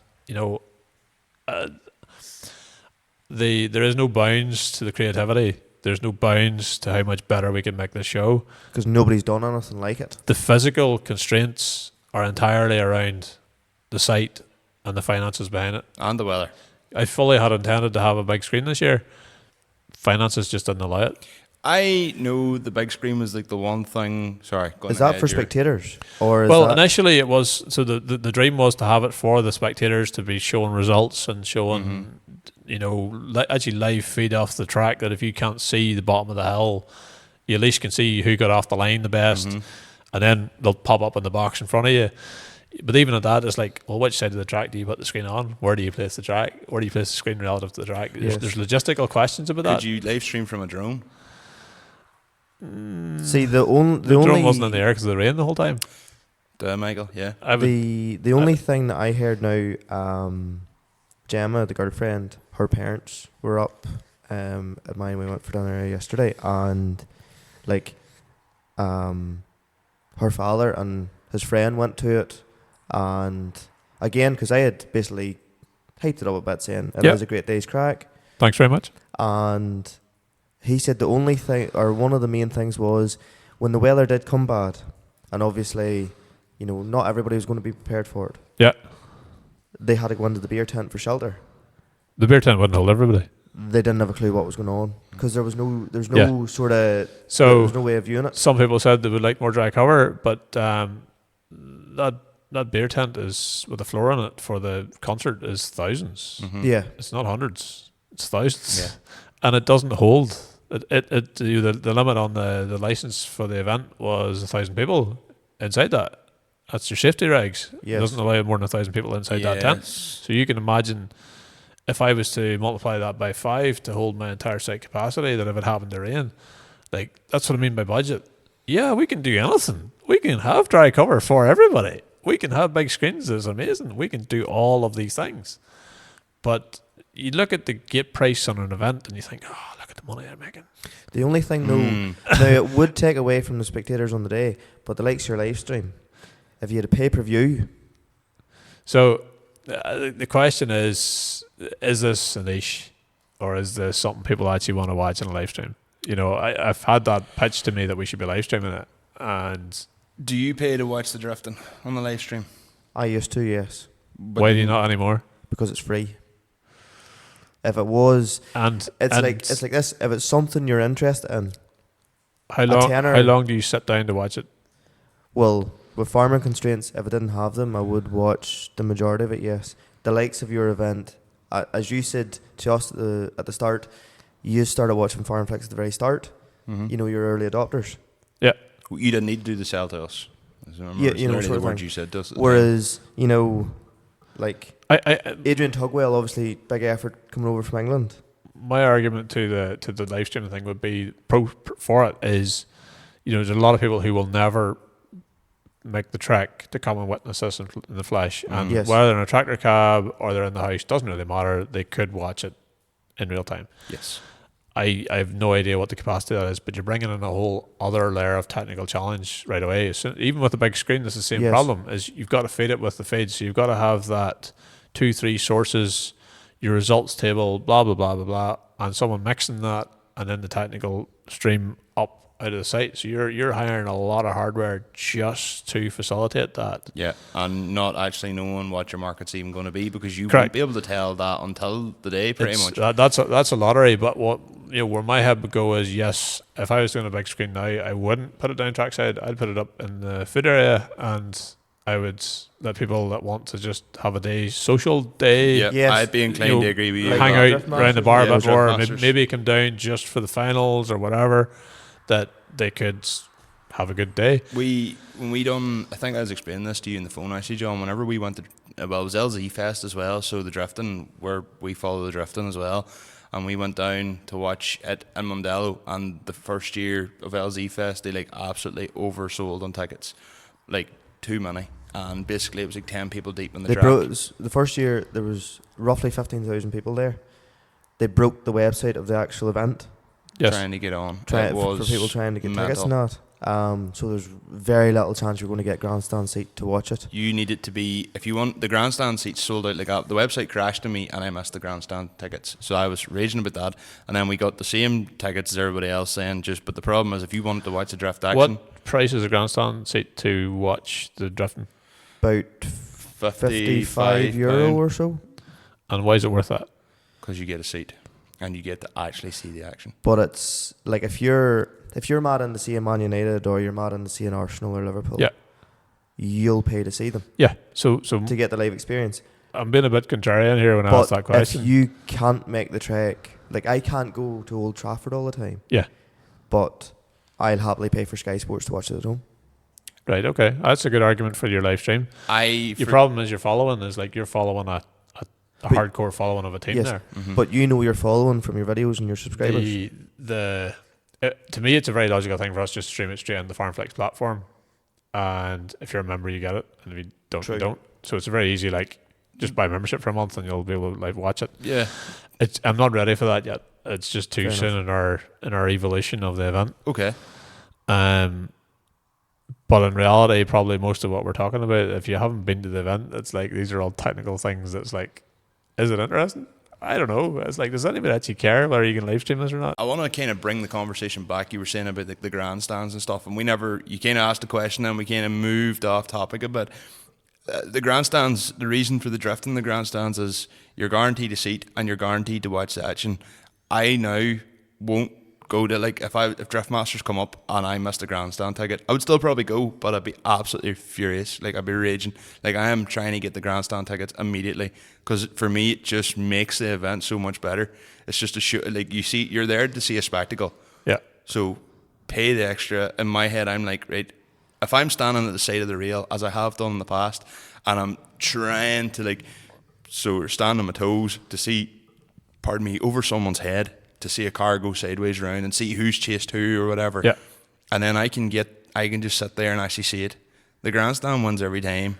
You're going down to Dublin, you're making the trek, you pay for the grandstand tickets, far better. Like, even, perfect example, Mandela Park typically always had their own fixed covered grandstand. Yeah. Always there.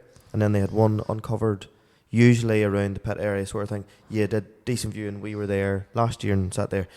Went down this year again. It was myself and Gemma, the girlfriend, went. She had been before to, I think it was 2 years ago. We had no grandstand and we had to go and watch in the pits because you couldn't get a vantage point that was decent. This year, she actually thought it was class. Just from It's Oliver. fuck. That's the second time room we've had a technical difficulty with Yes. you, John. Does not switching the plug on at the switch count as a technical difficulty? Counts as your brain's Just being counts silly as- as usual. Maybe a learning difficulty. But yes, so she was fit to see at a good vantage point and really enjoyed it. Now I got like her father and his friend grandstand seats, but you can't help the weather. Like that was the one thing. You mentioned there a covered grandstand. Some people ask, can we not get a cover for the grandstand? No, you can't. It doesn't exist. And unless you're going to build a grandstand, like the one at Mandela Park, I assume Yes. it's a concrete structure Yeah, you're talking yes, about. yes. Yeah. We're not going to build a concrete structure in Allsfield. So dry cover doesn't exist. Communications driving onto the flipping microphone first thing and said, by the way, no umbrellas in the grandstand to block people's views, but we have ponchos in the shop. Mrs. McClean decided to not order them because we just thought, well, if it's a dry day, the stock will sit there for the next 3 years and there's another couple of thousand sitting in a cupboard not been used. So we didn't have them after I announced it. So everybody tracked over looking for ponchos and There was no they didn't exist. But you're saying about then, I kind of had a bit of a yarn about this off camera, but you're saying about like kind of putting on a show and all that there, and Conor, you were asking some sort of questions off that. Well, like my view on the whole thing is the reason we're struggling to make this thing make sense financially, which is taking a lot of the fun out of it for me because there's more headaches trying to make it work logistically. Because with the unlimited budget, we can go nuts. Yes. You know, the challenge of that is I'm actually holding back the standing seats so that they're only standing 3 deep around the barriers. Yes. And there's people that actually bought grandstand seats this year and messaged us, can I stand? Some people actually prefer to stand in certain spots for a reason, and that's fair enough. It's a fantastic view, but I also am aware of what happened last year in the grandstand because we subsidised that. Once you get a good seat, you held on your seat. You didn't go pee. You didn't go eat. You held your spot. Well, the same thing happened in the barriers this year too. Is like you know, once someone got a view in their front row, like they held onto that That was barrier them. for dear life. Yeah. And to a degree, the thing that I probably the mindset I'm trying to combat here is this isn't just a conventional tractor pull on the field. This isn't just a standard static agricultural show.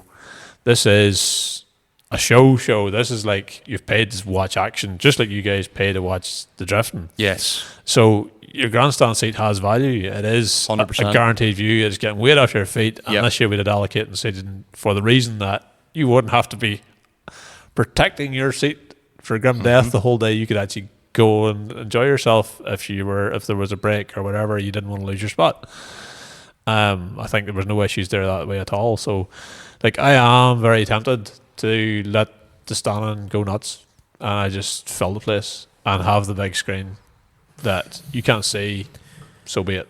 I don't know. I think Well, just before you say that, like, as I was saying to you, and then the camera died, you're, in my opinion, you're on the, like, obviously drifting is all aspects of motorsport are the best in one, whereas like nowhere else does tractors that obviously would be normally pulling a sled, because they're not, a lot of them aren't used what their entire purpose is. Like Big Blue is a showpiece, Tugwell's Tug or Not is a bit of showpiece. fun Yeah. and showpiece. They're not out mowing like silage, like. I'm sure Andrew Morton isn't freezing his balls off in the 747. No, he's not mixing slurry in the Wonder, like. No, so like, Well, that's why the 698 blew up in the first year. She was mixing slurry the day before.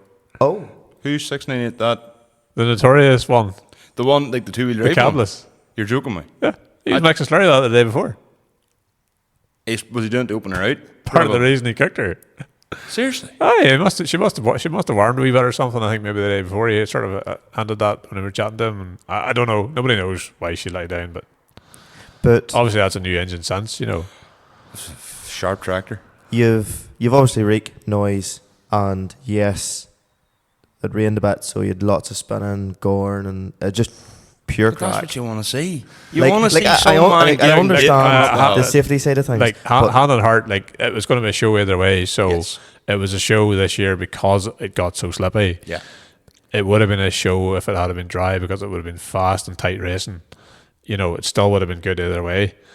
It just got real hairy for me watching it. but essentially, you've all the bits people want to see. Yeah. Tractors. Yeah. It's everything. It's like that.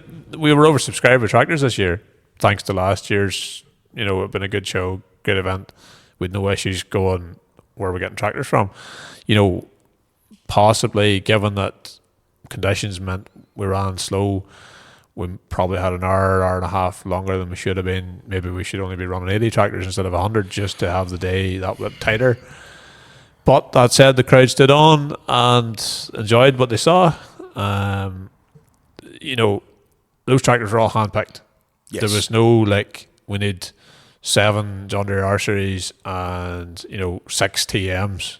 Yeah. We struck a balance. I'm gonna, and I don't intend for this to offend, but like, let's be honest, the modern classics and the classics are the stuff the crowd really wants to see. I don't.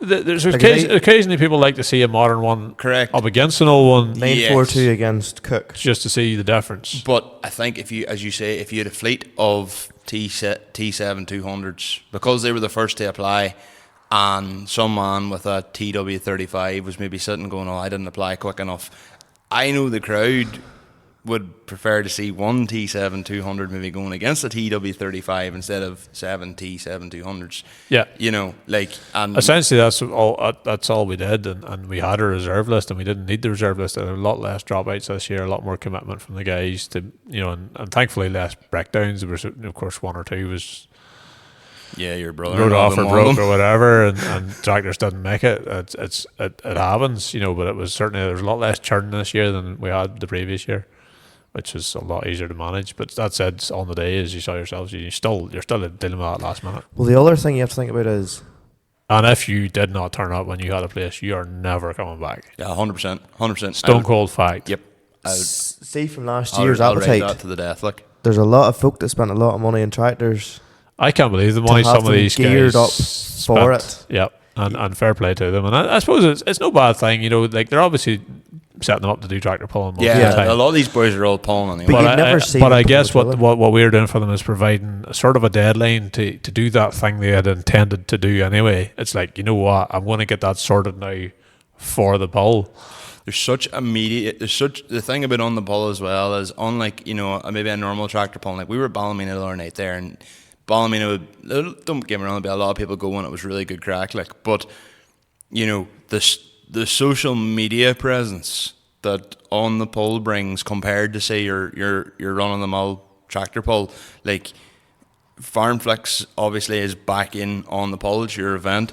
It's going to be broadcast over YouTube, all over like the socials. Well, like, there'll be people doing TikToks everywhere. There's so much more pressure to not make a bollocks of yourself, I guess. Well, it's even this year, right? So you're the likes of Andrew Morton there in the 1455 against Garth in the TW25. Yeah. When else are they going to get a chance to put one against the other and see who actually is going to get to the top of the hill, or even It's funny 'cause Alistair and Adrian in the 28970s? That's what I was saying earlier, but the showmanship is, you know, the thing we'd like to bring to the next level is, you know, a lot of the audience won't know who those guys are properly, or the rivalry they maybe had in the past, and there's no backstory. You know, with what we can do with Farmflix, that's where I'd love to be spending my time at on the pull time, is in the hyping up the drivers, hyping up the backstories, making sure the audience knows who everybody is, you know, well-informed showmanship, so that whenever those two hit the track, the audience are looking forward to it, because they now know as much as you know, because you're already informed. I just don't want to get too bogged down and you know, the nitty-gritty stuff people don't care about. it would Like, actually surprise you the amount of people that would seriously interest. Being deadly serious. Okay. Like, honestly, the amount of people that will genuinely appreciate the listening of how it all pulls together, it would honestly, because it's interesting. So like for us right now, like we've had our team debrief there on Wednesday past, so that's what started off the feedback loop for me, was like listening to what my team told me from their experience. Obviously they all were given their jobs, and most of it was video, but obviously a few key players, you know, just keeping the thing ticking over. Yeah. But following obviously the big thing with them was the video production side. You know, most of the team were involved with that. So it was like, how do we cut this video? Last year we had way too much video. Year one we had, you know, the bones of a video. We didn't do any on-site conversations. We had, you know, 30 tractors, and we used every single run in the cut. Yes. You know, and I sat down and did a talking head of what the flip this prototype event was, and how we ran it, and stitched it together, and took the best of the GoPro footage and whatnot. And we made a pretty entertaining video. Happened to land at the perfect time when everyone's stuck in the house, and it did well. So I was hoping with the video last year to really go to town on it, because I wanted to have two videos. I wanted to have our experience running it video versus the actual this is on the pull. So there was two videos, but it turned out that both videos, because of the epic siege it was last year trying to run it, one video was 2 hours and another video was 2 hours, and the whole thing turned into 4 hours of content, which if you're a diehard fan, of course you can love 4 hours.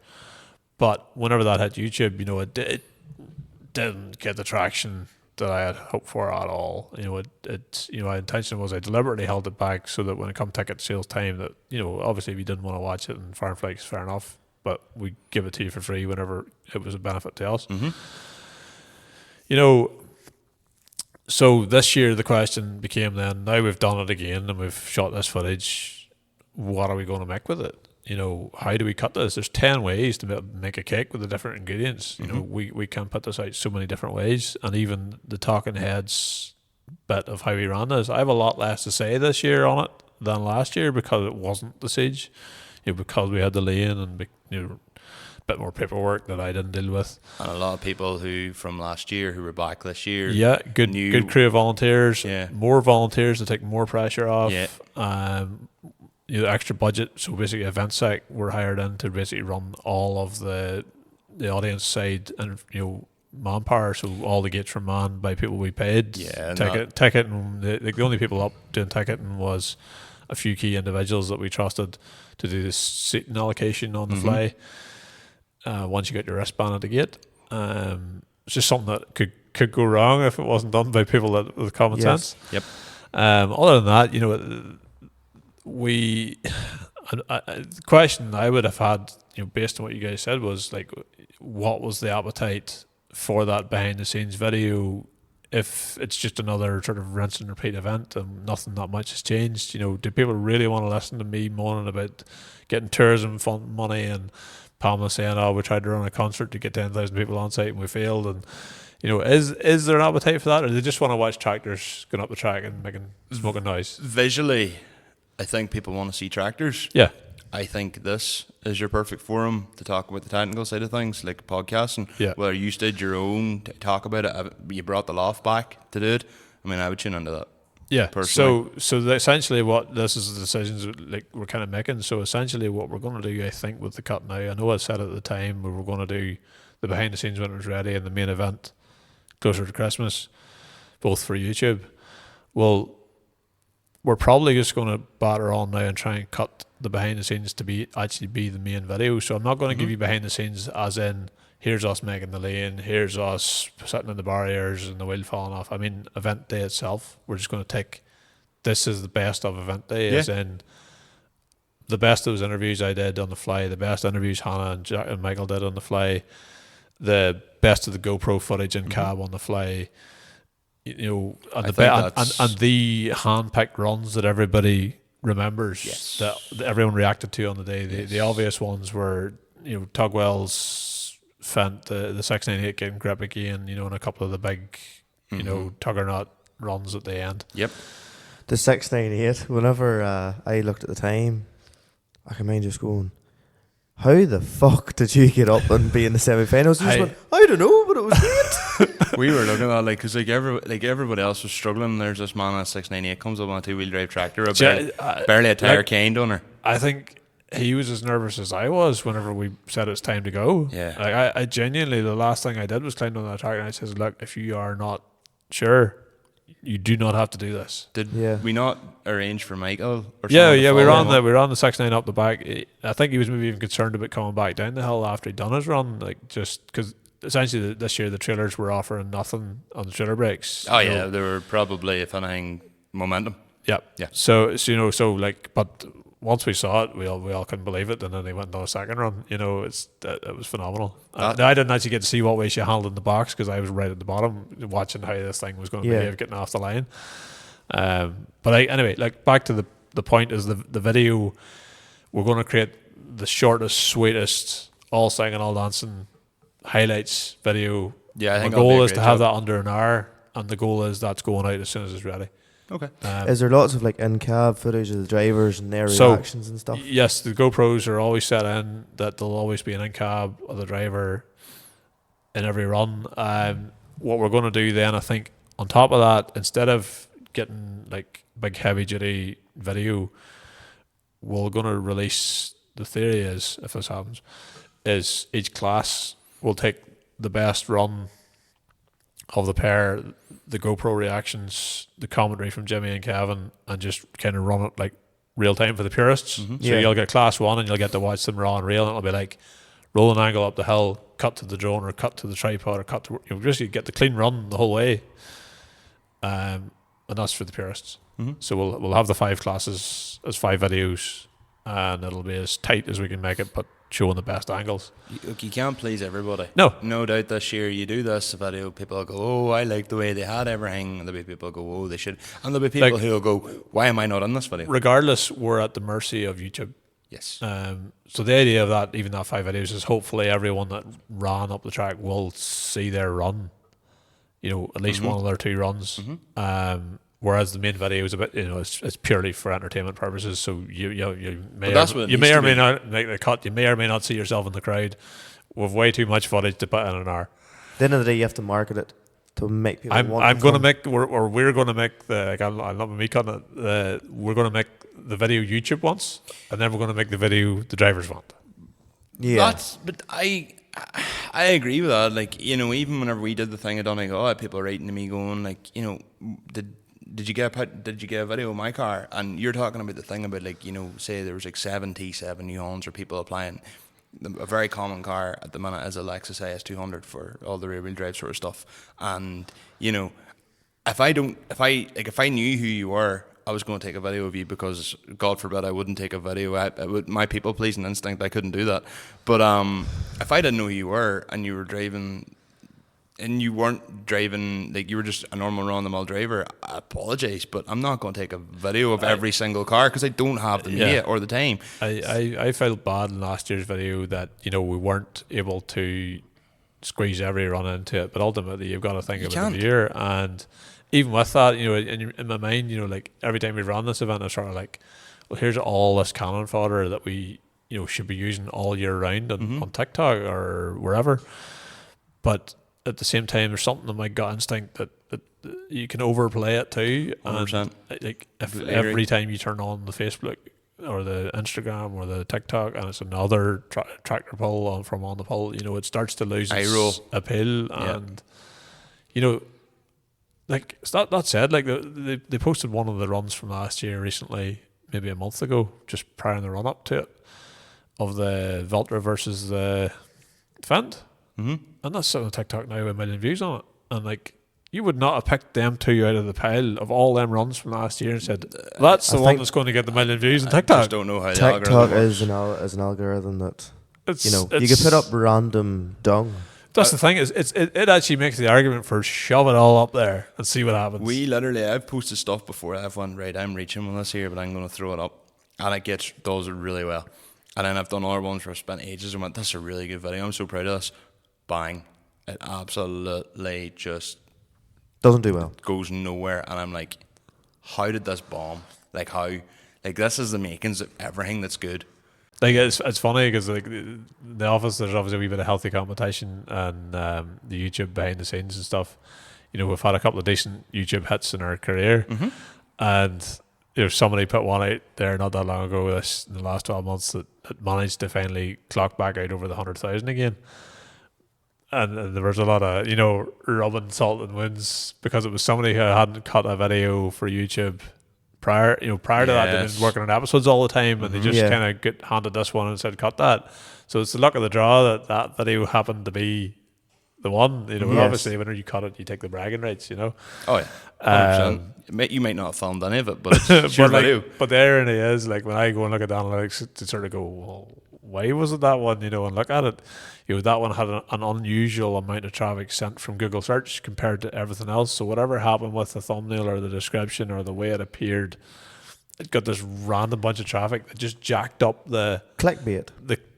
But it wasn't clickbait compared to, it wasn't like it stood out of our pile. You couldn't tell me which thumbnail it was that it would have happened on.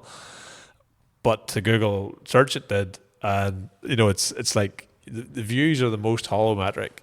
It's the watch minutes, the engagement, the analytic that you can't actually see. That's the one that matters. Yeah. But yet your brain cannot stop. Your brain looks at quantity. Looking at the vanity metric of views. Correct. Or the vanity metric of subscribers. Oh, we're the same. It's addictive. I'm not as bad as I used to be, but do you know what I find myself now is thumbing through them feeds. Boy, I really have to push myself to walk away from it now. My brain is getting, it always has been. TikTok's a real soft one for me. Like, it's so good at handing me stuff that I'm interested in, and so good at, my brain's so good now at just going, oh, that's garbage, flick, there's one I'm interested in. You know, I find it so strangely addictive. There was a bit of I think an experiment done on TikTok, and it took someone with a fresh account and the algorithm within 30 minutes of scrolling to start actually repeat showing what they wanted to see. So it was how many seconds you were spending per view. Yeah. And then if you clicked on that person's TikTok, it literally took half an hour for the algorithm to figure that person predominantly out, and then show them what they wanted to see time after time after time. That's terrifying.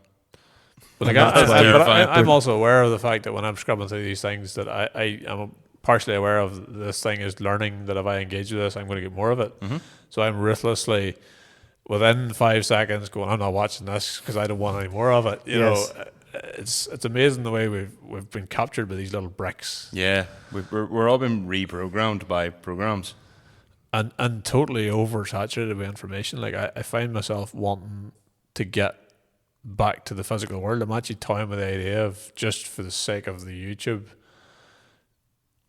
disconnecting from consuming on these feeds purely to force myself to go and make some stuff for YouTube and talk about how I'm not consuming it, just to see if I actually miss it.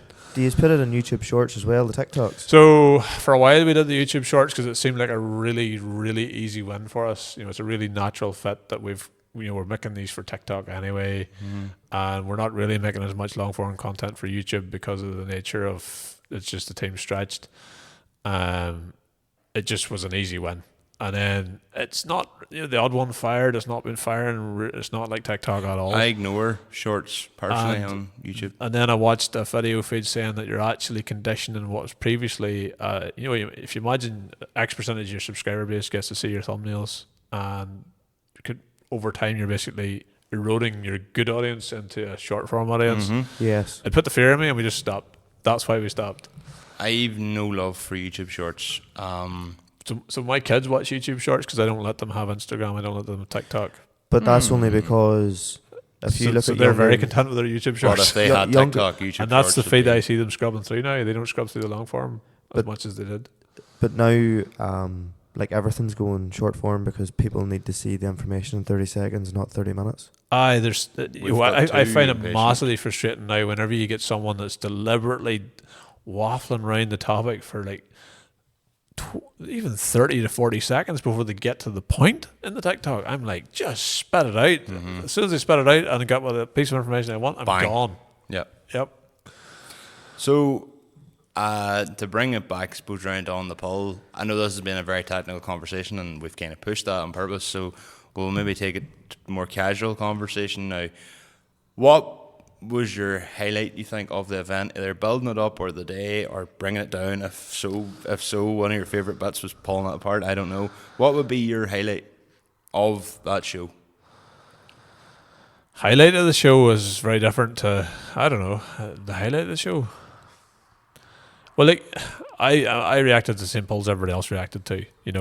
We only sent Tugwell's wee fent up because he brought the 4 over for the crack. He only intended to run 3 up the track, and it wasn't is it a 211? 211, yeah. It wasn't a 211 he intended to run up the track. It was the other fent. We were calling it the garden tractor. And we thought we had an odd number, and then when we were doing the matches, we'll send that up the track, and I think he just ran it up for sport as well.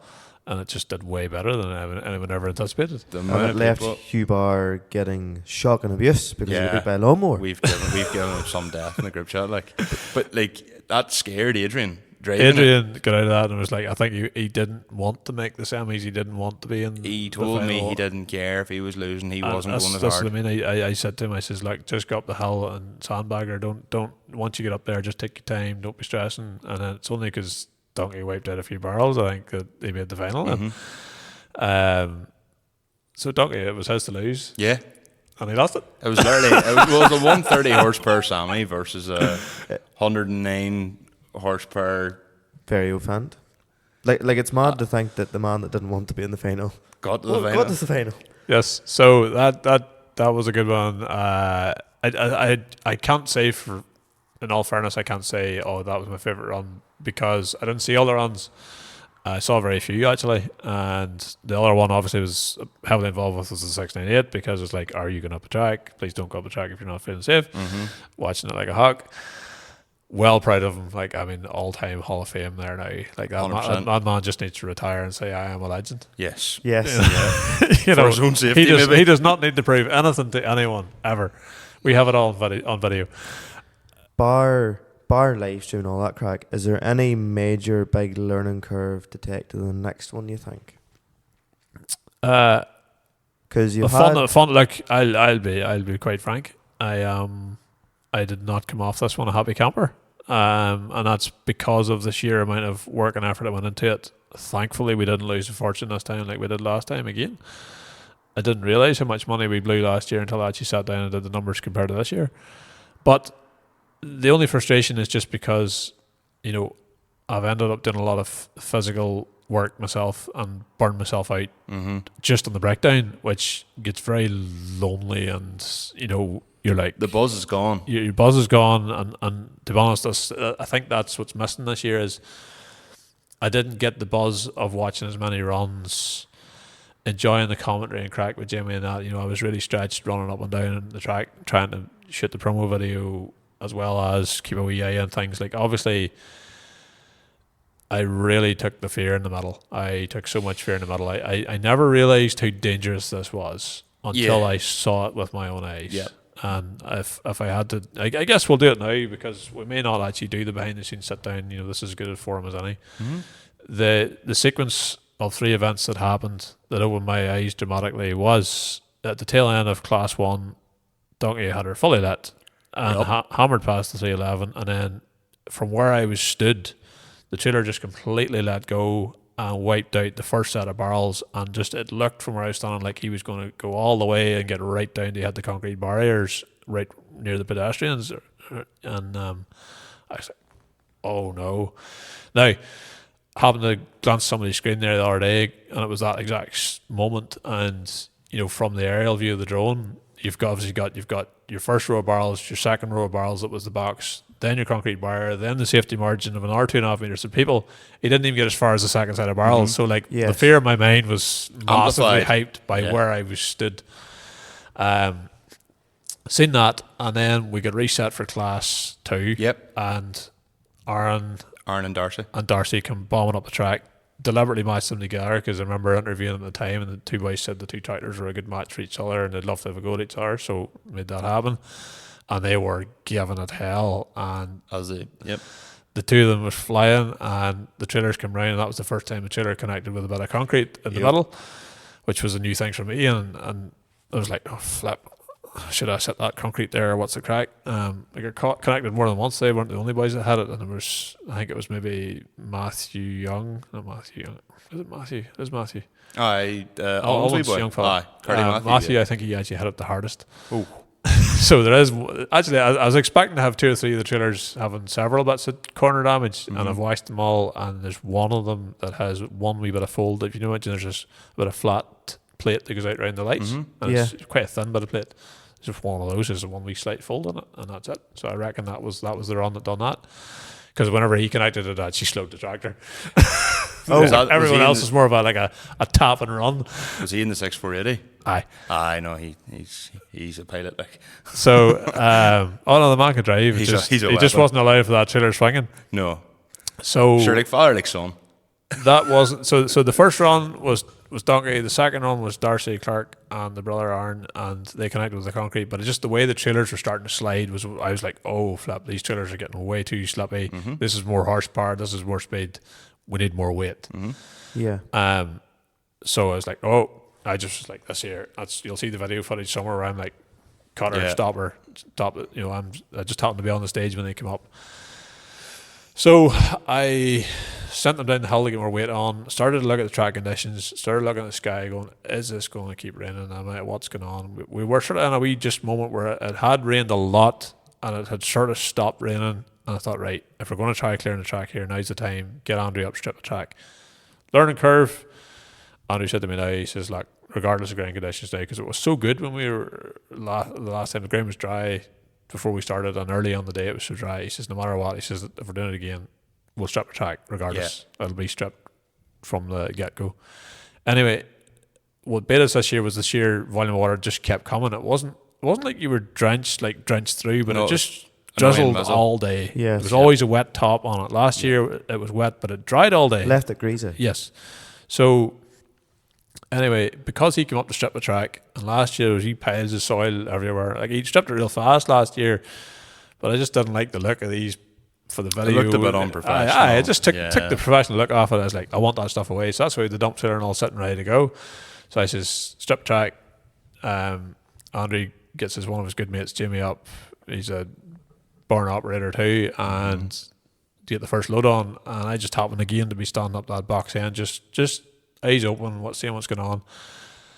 Jamie, I assume because he knows, like, if one dump trailer and there's one digger and we're under time pressure, he gives it to her. Down, up, straight back as soon as he can. He just lights it up out of the box. and I think he was halfway down the hill before he even looked over his shoulder and realised the trailer was coming sideways with him. My heart was in my mouth. And I couldn't believe it. I was like, "Fuck me!" But I could see the moment that Jamie had realised that the trailer was coming with him that way, and obviously he's carrying a lot of weight there. He's a full dump trailer load of wet soil.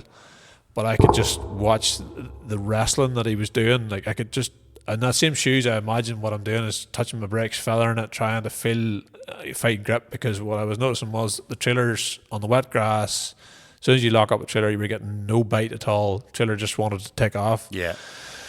So instantly, those were the three things combined that I was like, oh no, I cannot have any momentum coming out of that box under these conditions, because I know Jamie can handle it. Jamie learned his lesson, that wouldn't happen again. But my fear is, we send these trailers up heavy with any one driver who's booked a tractor in. I don't know these guys. We've asked them, have you got a driver's license? They've got a driver's license. Competitive urge kicks in. They're familiar with driving under wet, greasy conditions with a fully loaded trailer. So it's technically a race for them too. Yes. Yeah. So that's the bottom line. Was my theory was I'm looking at the track thinking, where can I put this timing gear to take them to a finish line and leave it that they can back off safely and turn down the hill and cruise down the hill at a nice safe speed in low gear, basically gather no momentum before they turn down the hill. So that was the point in time where I changed the timing gear and left it that, I hadn't on the fly, I hadn't the time to really analyse it, and I had to think about the timing gear. I could not wreck the timing gear in the middle of the race because some guy went wide or some trailer went wide, so I just looked for the obvious place that they had not hit all day.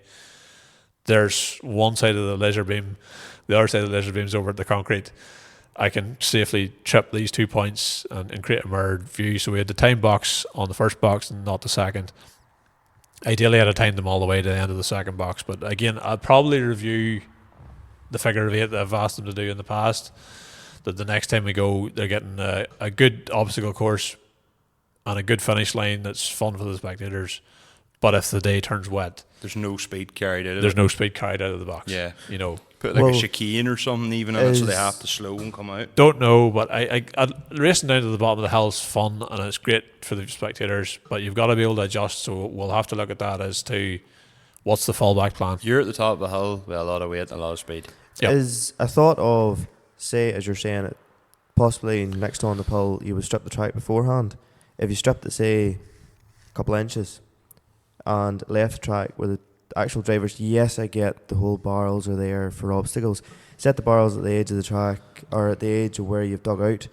It allows then the tractors and trailers to eventually get ruts dug.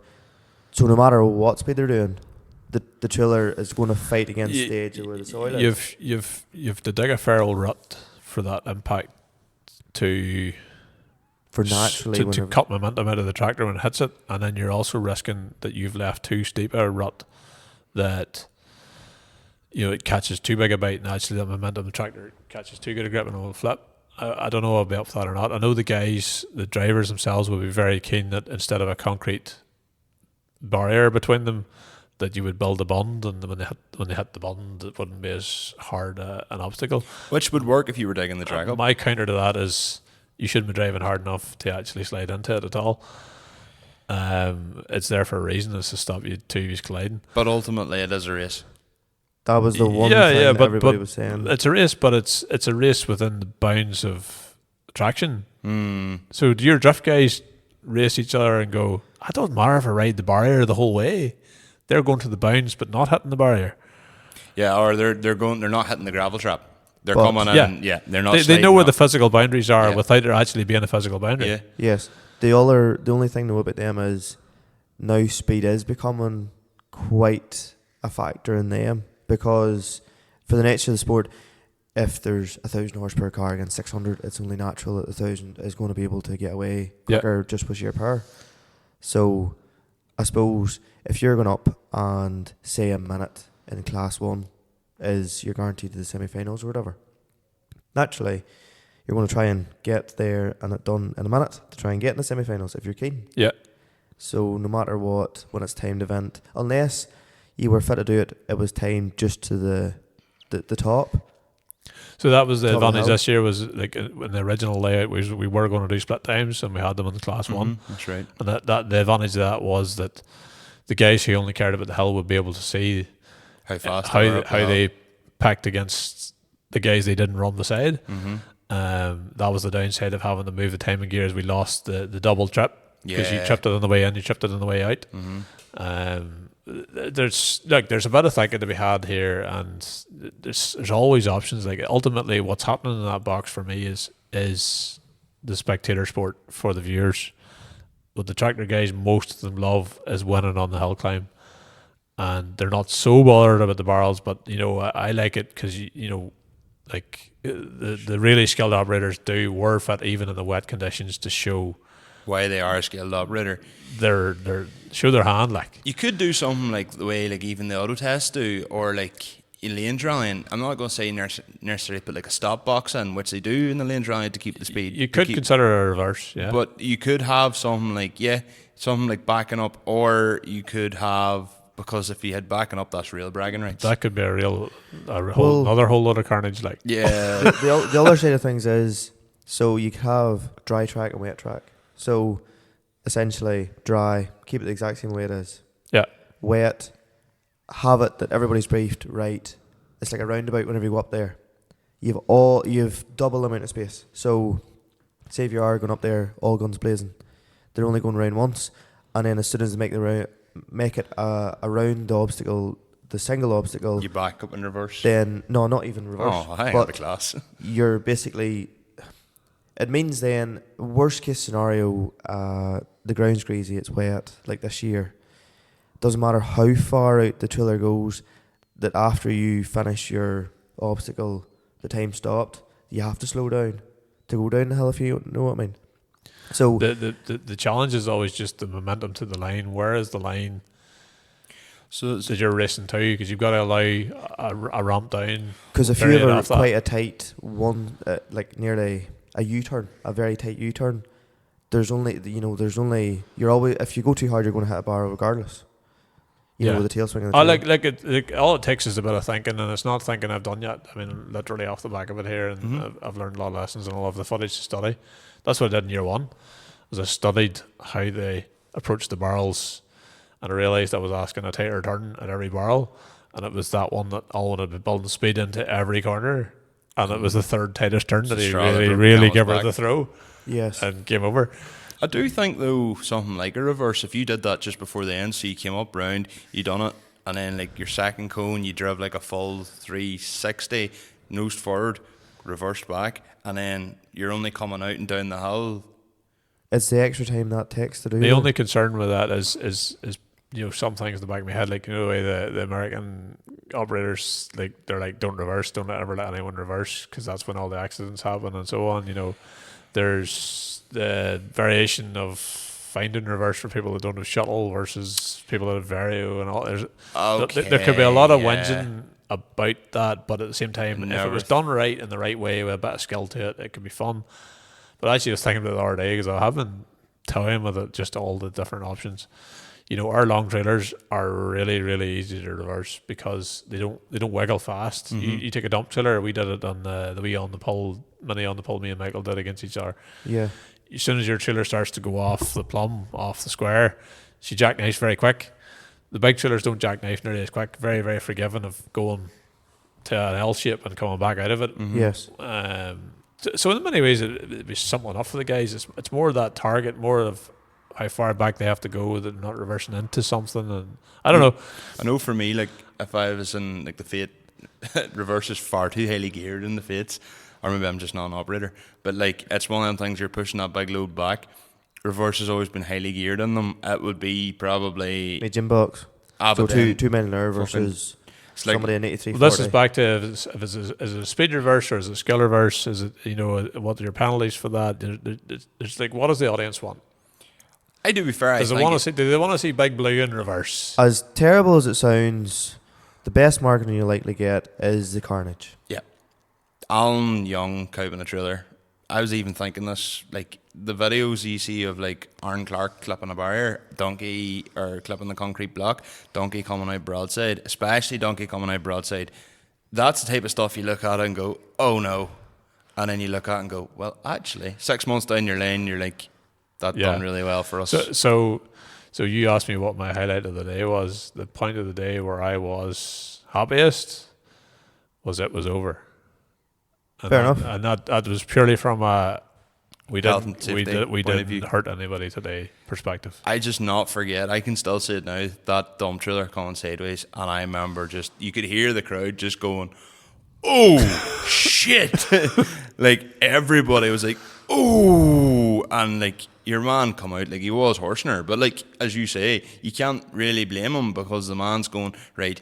We're under time. The audience is going to be sitting going right. Jesus, what's this man doing? I don't think anybody expected it, and like He definitely didn't. like we as I say that's the sort of stuff that adds to the. I'm glad we got today sorted when there was so little grip on a July day. But it could have been a July day any year, and that's the thing is like this year was normal conditions. It just was a wet day. So every day in this country. So this could be more like how On the Pull is every year. Last year was the exception, where it was more like running the show in winter with the sodden ground conditions. So again, we've done it. Like next year could be dry and the We're ground getting would snow be next hard. year. I'm Oh, calling you it now. could get snow as well. It's yeah. about all we've left. We've had the hail, we've had the swamp, we've had the rain. The first year on the pull was quite wet as well, wasn't it? Hail. Yeah, hail. Not wet all day, but damp. It wasn't as damp as This year was just annoying. Is the event going where you want it to go? like I have done what I wanted to do with it, which is put on a show, and I'm very proud of the things we've done. Like we've grown it year on year. We've grown the showmanship of it year on year. The tractors, the goal was, I've said on day one, was that the drivers go home with a smile on their face and the spectators go home with a smile on their face. And I feel like we've done that, and people are saying the feedback for them. We've done it better this year than we done last year. Yes. I can't pinpoint what we did. I know the tractors ran that wee bit slower than last year because of the conditions in terms of turnaround time, and I maybe cost some time down the pits and organising semis, doing my video. It was harder for me to, if I had been watching me do that, I'd have been stepping in and going, guys, you can't do this. You've got to turn that around or whatever.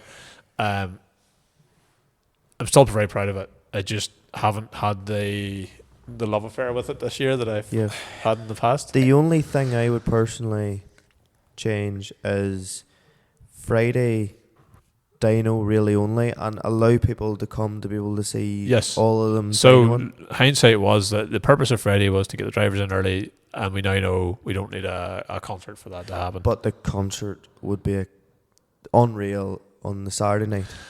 And I would be tempted to say we should close the show with the concert. Yes, with a band that would be fairly there was well a known. few people that might have had sore heads on the Saturday morning. We're all for that. I mean, the logistics of the concert's like another layer on top of it, and that in itself was a learning curve for us. We've been through that now. Never say never. Like it's possible. It's possible for me to run the big concert on Saturday night and the dyno on the Friday night, and let I had intended for everyone to have a meet and greet opportunity. So because we started on time, we were sort of expecting to run at a similar pace to last year, and I thought, well, that would actually buy us 40-45 minutes of a break if we want it. Had intended between classes 2 and 3, which would be around the halfway mark, is let's take a break. Shunt a few of the tractors out of the pits over to a meet and greet area where people could come and say hello to the well-known kit, to the well-known people. Yeah. And that never happened because that time was all ate up in track maintenance and sorting out. Sure, we were supposed to do the show pull and we couldn't even do it. It was like just. Did you do it at the end of the day? I did. Me and Jimmy went up against each other at the end of the day. He really took the hand out of me. And I didn't realise it at the time. He told me afterwards. What would you like to be doing? Realise you say you run about on the pull, assuming you can't be a spectator, obviously, which is what we'd all like to be doing. I have like 4 positions I have to be in, and I can only do 2 of them half well. So you're like, for instance, this year you were saying, I was running down around the pits, and obviously we kind of like having you there as well, because like, right, there's John. Like, any pointers? Is there anything like we can do? Is there anything we can help out with? But as time goes on and as your crew learns, including the likes of mishaps like ourselves, like as time goes on and we start learning stuff, like maybe that allows you to kind of go, right, I can kind of trust these folks a wee bit. Oh, can like kinda I relax. do trust the returning crew completely. It's more just for each crew member has their job, Mm-hmm. and someone has to have that more high level view over it. And because of the size of the site, it's actually not that easy for even one person to have that entire over level view. So last year, yeah, Mark and definitely. I were working sort of together. We weren't really stood beside each other, but both of us had an eye on something. Just that wee bit of communication, and we were in a good spot. So this year, I guess there was a lot more weight chucked on to Mark because I was doing interviewing, and that's caused by churning the team. Brian and Wallace have served their time at Farmflix, and they've gone on the green pastures. Mhm. So that fell to me to do Yeah. the interviewing just Yeah, by the of nature course. of I'm the face of Farmflix Mhm. and more familiar with interviewing. Yep. My end goal would always be, yes, the crew can run the show and the commentary team can bring the showmanship, and I've given them every shot at it between the people that are picked for that job and the sound system and the support data and all that good stuff, and the audience is well entertained. So I went into the trackside first thing in the morning to sort that data out, and the first time I came out of there was to go and do an interview with the sponsors, Credit Union, Mm-hmm. and that was maybe at 5 to 6 o'clock. It was just before the glass class went on. I went up there and done my interview with them, and on the route to and the route from, plenty of people stopped me and said hello, and you can't can I not get a really- picture? Can I? Someone just saying great show, thanks very much, shook my hand and walked on because I knew it was flat out. And that's an aspect that I want to be around for the people that made the effort to come and support Absolutely. us, and Yeah, they of want to course. say hello to me. I want to be around for them. That was the last time I was up there until after I'd done my run, which meant that it was well past 7, 8 o'clock by the time I came back out of the pits. So a lot of people never saw me at this event, and I'm meant to be the face Aye. of Farmflix. Yeah. Yeah. Of course, And yeah. that's one of the roles I need to be doing. So my ideal world is actually dipping in and out of keeping an eye on the top of the track, Mm-hmm. what's going on for safety, watching the runs. So when we're sat here, I can have an opinion as to which was the highlight of the day, and getting out, chatting to my crowd, and meeting people that came to the effort to come and support us. So that's probably my ideal world, is a combination of those two things. Making sure that the meet and greet and stuff's happening, and people that have had their runs are maybe getting pulled out. Because you take class 1 was over, class 2 was over. I could have slipped down and said, here, bring you a tractor over there. People's dying to meet you. People's dying to take pictures of your tractor or whatever. I could have been running that, but I wasn't, because I was thinking about video production. I was thinking about safety. I was just. It is what it is. You take the Yeah. responsibilities. Yeah. You take these things on, and you that's where my own integrity is. I will not let go of anything if my name's attached to it.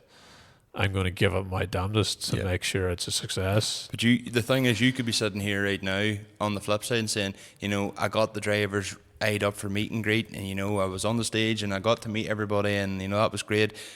But I felt like I didn't get a good enough handle on the safety, and I felt like I wasn't in the pits enough. There's At the end of the day, you've got to have a pecking order of what's important, and the safety comes first, especially when you're it's me. It's at the end of the day, I'm the one going to be in court, and Yeah. and 100%, it'd be your face, potentially it'd be- sent to prison if somebody was hurt. That's that people Your face maybe over don't the- realize that. But as a director of the company who's responsible for creating the event that injured somebody, Yep. it's my backside on the line. Yep. CEOs literally can go You know, for manslaughter. Yeah. Like at the end of the day, I'd love to be doing the PR thing, and I'd love to be just taking it, chilling it, and probably overcook it. Last year was a lot more stress. This year it wasn't as bad, but it spun up into stress midway, and it's fun to say I've done it, and I'm proud of what we've done. It's just questionable as to there's no logical sense to this. Well, it's fun. It's fun for everybody, and I it's just I'm not quite getting the buzz everybody else is out of it.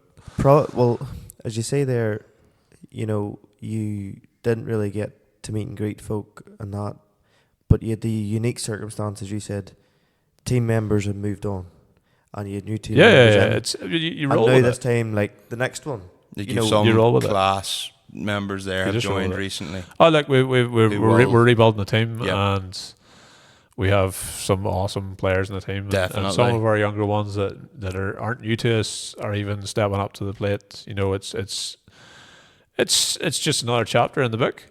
You know, and certainly we're looking forward to the road ahead of us. But even by next year, like there's someone stand out. No, I'll not say names just because I don't want to sort of maybe. So I always get caught. So like when I'm doing when Andrew was stripping the track, feller, I'm trying to sort of entertain the crowd a bit and sort of at least because I can't get out and chat to everybody the way I want to. At least they've seen me at some point in the stage. Thank them for coming and all that. And so like I did the name check thing. Like thanks to whoever in the team, and I always miss somebody. Yeah. So like this time I missed Michael. Apparently Michael was sitting down, looking at me. I think he was sitting down near the crash bar. He was flying the drone. And he was like standing with the two hands in the air, like looking at me, going, "Say my name." All right. Well, then we can call him out in this one because he's actually one I personally thought he's a great asset. Yeah, he's a breath of fresh air. Asset. Yep. And then I missed Jack's on the team too. He was actually in the timing for us in behind. Important man. Very important man. Handled the job because he's very capable. Yeah. But ironically, then at the very last, Pam was like, "And you didn't thank me either." That's 2 years for two. I forgot to thank her. Oh, dear. So as I started to explain to her, and this is the point where you have to get a bit shrewd with your explanations. So I was like, "But look, I don't look at you as one of the team. You're there all the time. I don't look at you like I'm thinking, oh, I need to massage Pamela's ego and tell her all these things. I don't know. You need to be ringing in for the. You could have a red ear. You're trying to dig yourself into one hole and digging yourself a fresh one. But you're replacing the 130 for a 210 there. Like I don't know. So it's always dangerous doing the name checks. On the poll, you'll definitely do it again. Or it's definitely going to happen. I'm not done with it. I haven't decided if we're going again next year or not. If we're not going again next year, we'll probably take a 1 year break. Nothing wrong with that at the same time.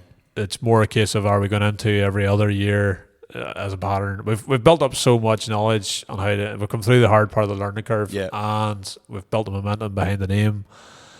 And we've built up all the tools we need to do it. So we've got the 6 trailers, we've got the concrete. Yes.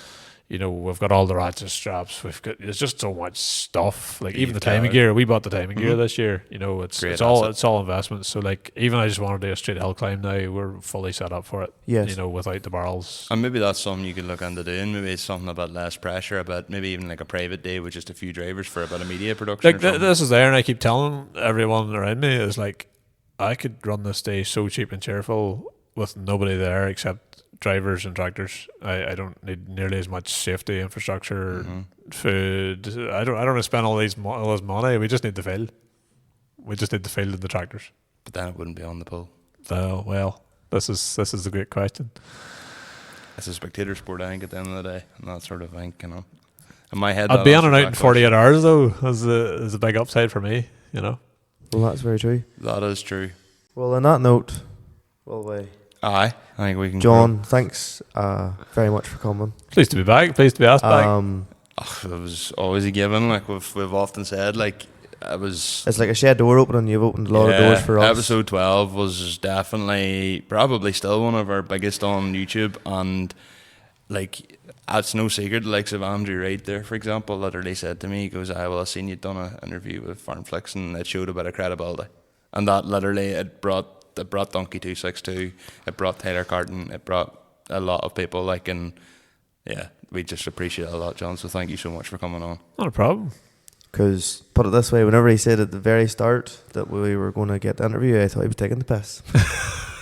I was. And then we were in the office and I was like, "This is cool as fuck, not gonna go lie." And then we blew up the electric.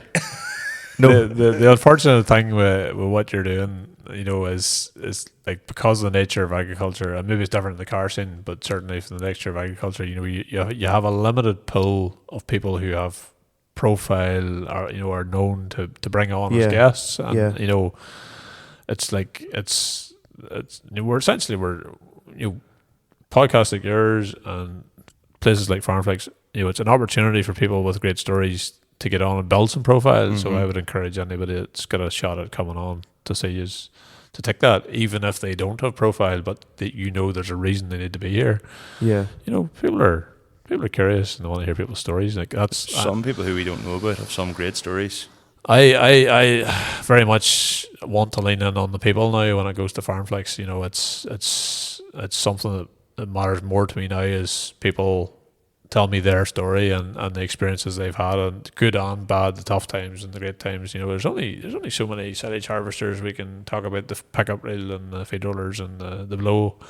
And now you've got a new cane trailer. And yeah. Why did you change from cane to Red Rock? And you know, I love a tractor as much as the next man, but you know, sometimes I enjoy a yarn. Well, a yarn. That's a good phrase for it. It's amazing when whoever we have on comes in through the door and you spend 4 hours talking to them Mm-hmm. between actually podcasting with them and getting a bit of background and sort of getting a feel for what they're actually like. See, I always get frustrated because, like, you know, whenever I walk in a yard anywhere, like instinctively right away, it's just, you know, we strike up the chat with everybody the same way we did tonight. We walked in there, the first thing we just strike up the chat, and I'm standing there having these conversations with people, and the first thing I'm thinking is, I wish I had the mic on right now. I wish I had this lit up. Aye, because this is the bit I want. Yeah. Thankfully, we've got probably all that we hit. As we've probably got it again. Well, we heard a lot about you at the start. I thought it was John who was interviewing you at the start, to be honest. Do you know what? That was I did that purposely to put him at ease. You know, he's not used to this. No, he loves being the centre all the same of attention. You were saying earlier, funny enough. That's why I had to talk with the Fraser, you know. Talk about that thing all day long. So, if you're still listening, we're back again. This John. is such a long podcast. Yes, and to be fair, we're back to, it's went from us recording in the evening. Actually, no, we finished recording with John at like this time as well, did we not? No, it was like 11:30. Oh, was it? And then we talked. Oh, we talked for ages. That's what Yes. it was. Yeah, we talked for ages after. It was a pleasure having John on again. Yeah, big time. Obviously, I suppose like Annan, he's been on before. Now haven't been on again. Bit of relationship built up, and like you'll hear probably a different side to John. Yeah. Last year was a lot more professional. This year was a lot more relaxed. Like, everybody will know John from Farmflix. Yes. And will know the way, obviously, John works around the cameras and all that. Definitely a lot more relaxed. Mm-hmm. Definitely a lot more relaxed. It's good to have. Anyway, we move on to our Big Old Skids One Way Peel section. Yeah. So, I am fixing my hair. Shut up, Conor. Have a few wee bits and pieces here. So Logan Jack wrote to me, sent me a video. So the downfall of society was moving to automatics and electric vehicles. Basically, how we all used to grow up driving manuals, and now everything's automatic and electric, and it's all too easy. So we've all just got lazy. I kind of agree. You can't buy some cars now with manual. I said I'd give him a shout out in this as well. So Taylor Jackson's sorting me out with UTV lights. So I'm going to have like really bright lights in the Fiat now, because the standard lights are like candles. They're due the upgrade, yes. Yeah, well worth it. The cost will be a wee bit higher than maybe some of the other stuff out there, but the quality's second to none. Well, good quality. Like, so I've seen what they can do. I've seen what they're like. I'm very, very happy to go. So your Fiat will be brighter than your future then. Yeah, well, future's not that bright. It is orange though, ginger hair. Also bumped into a listener wearing a hoodie. Oh. So I was fucking buzzing about that. Who was that? Keelan Robinson. Oh, yes. So I think I met him. You'd met him, aye. Because that was the clue, because he'd said, because I was like, obviously people you're dealing with, you don't always know the faces to the names. He was like, oh, I know, when I was chatting to Conor, and I was like, that's Keelan Robinson. So was able to get him, so very happy. He is a nice girl. Yeah, very, very happy to see the merch being out and about. I've had a couple. Macaulay Halliwell also sent me a picture there the day of, he was up at a show I think in Scotland, Irvine, wherever that is, and he had the hoodie draped over the steering wheel, like over the dash of the 306. So very, very happy about that too, and it's on brand with it being the 306. Have an apology to give to a listener. I got two listeners mixed up. Called it in the last podcast. So Darren Finnerty, he's Darren F. When he's chatting to me, but I accidentally called him Darren Farrelly, who also listens, and then he wrote to me, he goes, oh yeah, I'm not Darren Farrelly, I'm Darren Finnerty, and I was like, fuck, and I felt so guilty. I told him I'd put it in the next podcast. Oh, so there you Darren go. Finnerty, I apologise, even though I talked to him most days. He is a fucking mint. White 405. Apologies. I've got a couple more bits and pieces here. Oh yeah, Al Dillon was spotted wearing our merch at Old School New School. Oh, right. Okay. So Al, long time listener, good time friend. So possible upcoming guest. So yes. buzzing to see that as well. And I'll finish with two things. The first one is a bit of a one-wheel pill. Do you know what really, really like, gets under my skin? No, Michael, but you're going to tell me. I am. And everybody else. Yes. What gets under your skin? See a car that has a number plate reading low, and it's not low. You used to have, what was it? No. Yes, I have fit, to be honest. The car doesn't work half the time, but like that's beside the point. Like you see like a standard car and the number plate's like some low and it's like not even low. Like there's arch gap. Yeah. Yeah. Like I'm all on for people having their own personal edges, but like if you're gonna have that commitment to get that number plate, like get yourself a set of coilovers, like at the very least. True. I could have been 50 mil lower in Springs for all you know. Yeah, but you don't have a number plate saying low. There's If you were to get there's lowered and there's low. Yeah. And being lowered and low Are two very different things. Yes, my Golf is lowered. Yes. My Civic is lowered. Yes. My Sierra is lowered, my P100 was low. Yes. Because it didn't look low, but the fucking subframe smashed off everything. Yes. So, yes. And the final thing I'll leave you on, because we are going to call it quits here. Well, I have my bit to say too. Which you told me was? No, I have my bit to say. Have we surprise? Okay, I'll dial it back. I'm kind of conscious, Conor. I've taken over the whole scene there. So have you? No, you're all right. Go on ahead. You tell your wee bit, then sure I'll do mine, and then sure we'll finish off. No, I'm finishing off on a question. So. Oh fuck you. I have nothing further to add, to be honest. Fuck you anyway. You made me record that a second time. You bollocks. Calm down. You take that many fucking times, and then you're about to tell him that you got to do a second take, or a third take, or a fourth take. I like breaking the fourth wall. It's know you do. interactive. I know, but you're not Ryan Reynolds. No, but that is actually who I aspire to be, and I'm not even joking because I love the way he does it. Yes. Yes, I love that. Like, yeah, that's literally what's in my head every time I break the fourth wall is Deadpool. Which actually I seen in the cinema. You did. Don't ruin it for me because I can't wait to go see it. I advise anybody. It's fucking brilliant. It is fucking brilliant. Yeah, I would imagine so, and I can't wait. I am going to finish off on a question. What is the question, Michael? If you were running a diff event, right, what would you actually want to see? Like, outside of cars going around in circles, like, what genuinely would make it more interesting than, say, just going, like, cars going around in circles? Is there, like, any certain, like, for instance, King of the Cone does a top 16, would like a top 32, would there be certain battles, certain challenges, anything like that? Certain maybe obstacles, if you want to call, like, like the likes of going around, say, like a hose reel or whatever, like, or a group of 3 bars, is that a certain obstacle? Is there anything particularly that people think would be good? Or what you would like to see? Because maybe or maybe not, we might be getting involved with something in the next while, and if not this year, definitely next year, and we want to come to the table with some ideas. And where better to try and get ideas than from listeners. So I'm conscious this is the very end of the podcast. Most people might have tapped out by now, but for the loyal listeners, hopefully they'll maybe want to contribute. Well, so I can't say that. In regards to the different events, realistically, you would think that King of the Cone is a fairly perfect recipe. Yes.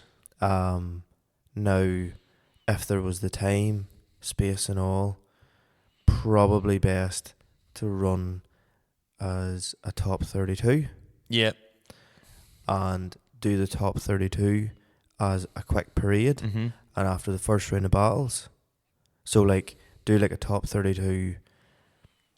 Look, this is in Dreamland. You could do like a top 32 on the Friday, and then you would know, all the drivers would know who the fuck is going to be in it, because there seems to be, from the way that people have been talking and that, nobody has a fucking clue until just before they're in the top 16. Yeah, but I think that's a good. Aye, but at the same time, like, you know, Oh, I'm could be talking about a thinking, one-day event. Again, well, like realistically, the King of the Cone has the recipe there. The only other thing is how to make it harder or more entertaining. Yeah, that's why I'm saying about obstacles or challenges. Realistically, what's really going to be much different in a barrel to a cone? Maybe having like a tighter, like, you know, Well, that's the only other thing I was thinking of, Like is a cone on the inside and cones on the outside. tighter, like And like Gymkhana style nearly. But then you're going into a totally different thing. Well, like, you know, like maybe like a wide outside drift, you know, like in car. It's not different then, though. Well, I don't know, like you see the way like it's encouraged boys in like the King of the Cone Arena like do sit in the handbrake and stuff like that there, you know, and big and kind of keep it flowy. So if you're coming up, the first thing you would do is, you know, nearly like could be like a super special stage from a rally, but they start in both opposite sides, and you know, one person goes round to the right, the other person goes round to the left. You meet in the cone, do the middle, come back round, go the other way back round again. You know, To be something like honest, that. a one-day different event is like, you're not going to probably get much better, if any better, than King of the Cone. I'd be inclined to agree. But And this is why I'm asking. Just the in other case. side of things is like, do you add more dangerous obstacles? So like, instead of having moving things in the middle, have that as more concrete barriers and that. But then that might deter people from road cars from getting in. Correct. Because then you are committing more. Yeah. So there is higher stakes. Yeah. But then that adds more drama, which obviously is advertisement and all the rest. Yeah, And, that stuff and the sells crowd loves too. Like, yeah. the drama. But the only thing that we're missing really in different events is they're all very isolated. Yeah. Imagine there was a different series. Yeah. Because it's one big thing being King of the Cone, but you're only whoever goes there. Yeah. Whereas, like, if you There'll be other boys, events could be great lads from down in Cork and Kerry and all that them places. can't get to it, or that aren't even in just- England and all. Yeah. you Yeah. know. Even in the Midlands or whatever. And even like, have it as a points thing. So, you know, if you get to the top 16, you get so many points, as it's an achievement in itself. Mhm. And if you get to the top 8 and all the rest. Now, how do you qualify top 16 in a different arena? It's like very subjective. Yeah. And Very subjective. it's very, like, the only thing I would change with King of the Cone is that if they had a big screen that would say the names of who it is. Yeah. That would definitely be helpful, but that's a lot of expense and a lot to put into somewhere like Yes, that, which but is very open. Yes, but at the same time, well, the only other thing I suppose you could say is run the top 16 of King of the Cone later on in the day. It's late enough as it is. Well, 4:30, like, yes, but if you started it, say at, well, I suppose. No, that's done to let people get out and go into the town. Oh, fair enough, yeah. You know, especially as it takes quite a considerable length of time to get out there. People are looking to get out and go on the beer. Well, it's like anything. Sure, we had the conversation with John about how to make Farmflix. On the pull, bigger and better. More interaction, I suppose, with the. Yeah. You know, even so the drivers know what the fuck's going on, I think. Because there's a lot of hemming and hawing, Chinese whispers can happen very quickly. And is the event outgrowing the venue at the minute? People were saying it was taking 2 hours on a Saturday to get a run in for 5 minutes. But then, like, what can you do about that? I don't know if there's anything that can be done with that, It's to be just honest. become a The beast. only other thing I would think you'd do is make the course halved. You bring in 8 cars at a time. But then You don't get the same nice flowy runs and all that there. And granted, that arena's probably double the size of what the original one was, but it's having that many cars together is tight going. But Who knows? Who knows? What we call it? Aye. Yeah, that'll do. Thank you very much for tuning in to yet another fucking really long podcast. But the two highlights of the year, probably King of the Cone and On the Pole. Aye, for us. So for us anyway, like, two highlights of the year, and summer's always busy. So thank you very much. You can follow the podcast if you're still listening at this point, and our socials in general at limitslipdifferences.com. That's coming soon though. At Limit Slip Differences and absolutely everything. If you're listening on Spotify, please subscribe and hit the bell notification. That's to get YouTube, Conor. No, does Spotify not have something similar? I can't think. Maybe it Anyway, does actually. For YouTube, if you're watching us on YouTube, hello, like hit the bell thing and you'll get notified whenever the next podcast, even though it's every fortnight on a Sunday morning. Correct. But and please subscribe and leave a comment. We look at them. I've started replying to a few things. And to be honest, like, I'm afraid I'd ruin your quality and your replies. No, you Fun fact, like, could you turn that wee screen around and we'd actually see what we look like? don't want to. Why? Don't want to spend more time looking at it. No, you wouldn't. Really? I Okay. actually haven't looked at the camera since it's been up there. Alright, fair enough. So on that note, thank you very much for listening. All the best. Cheerio. Best of luck. Bye now.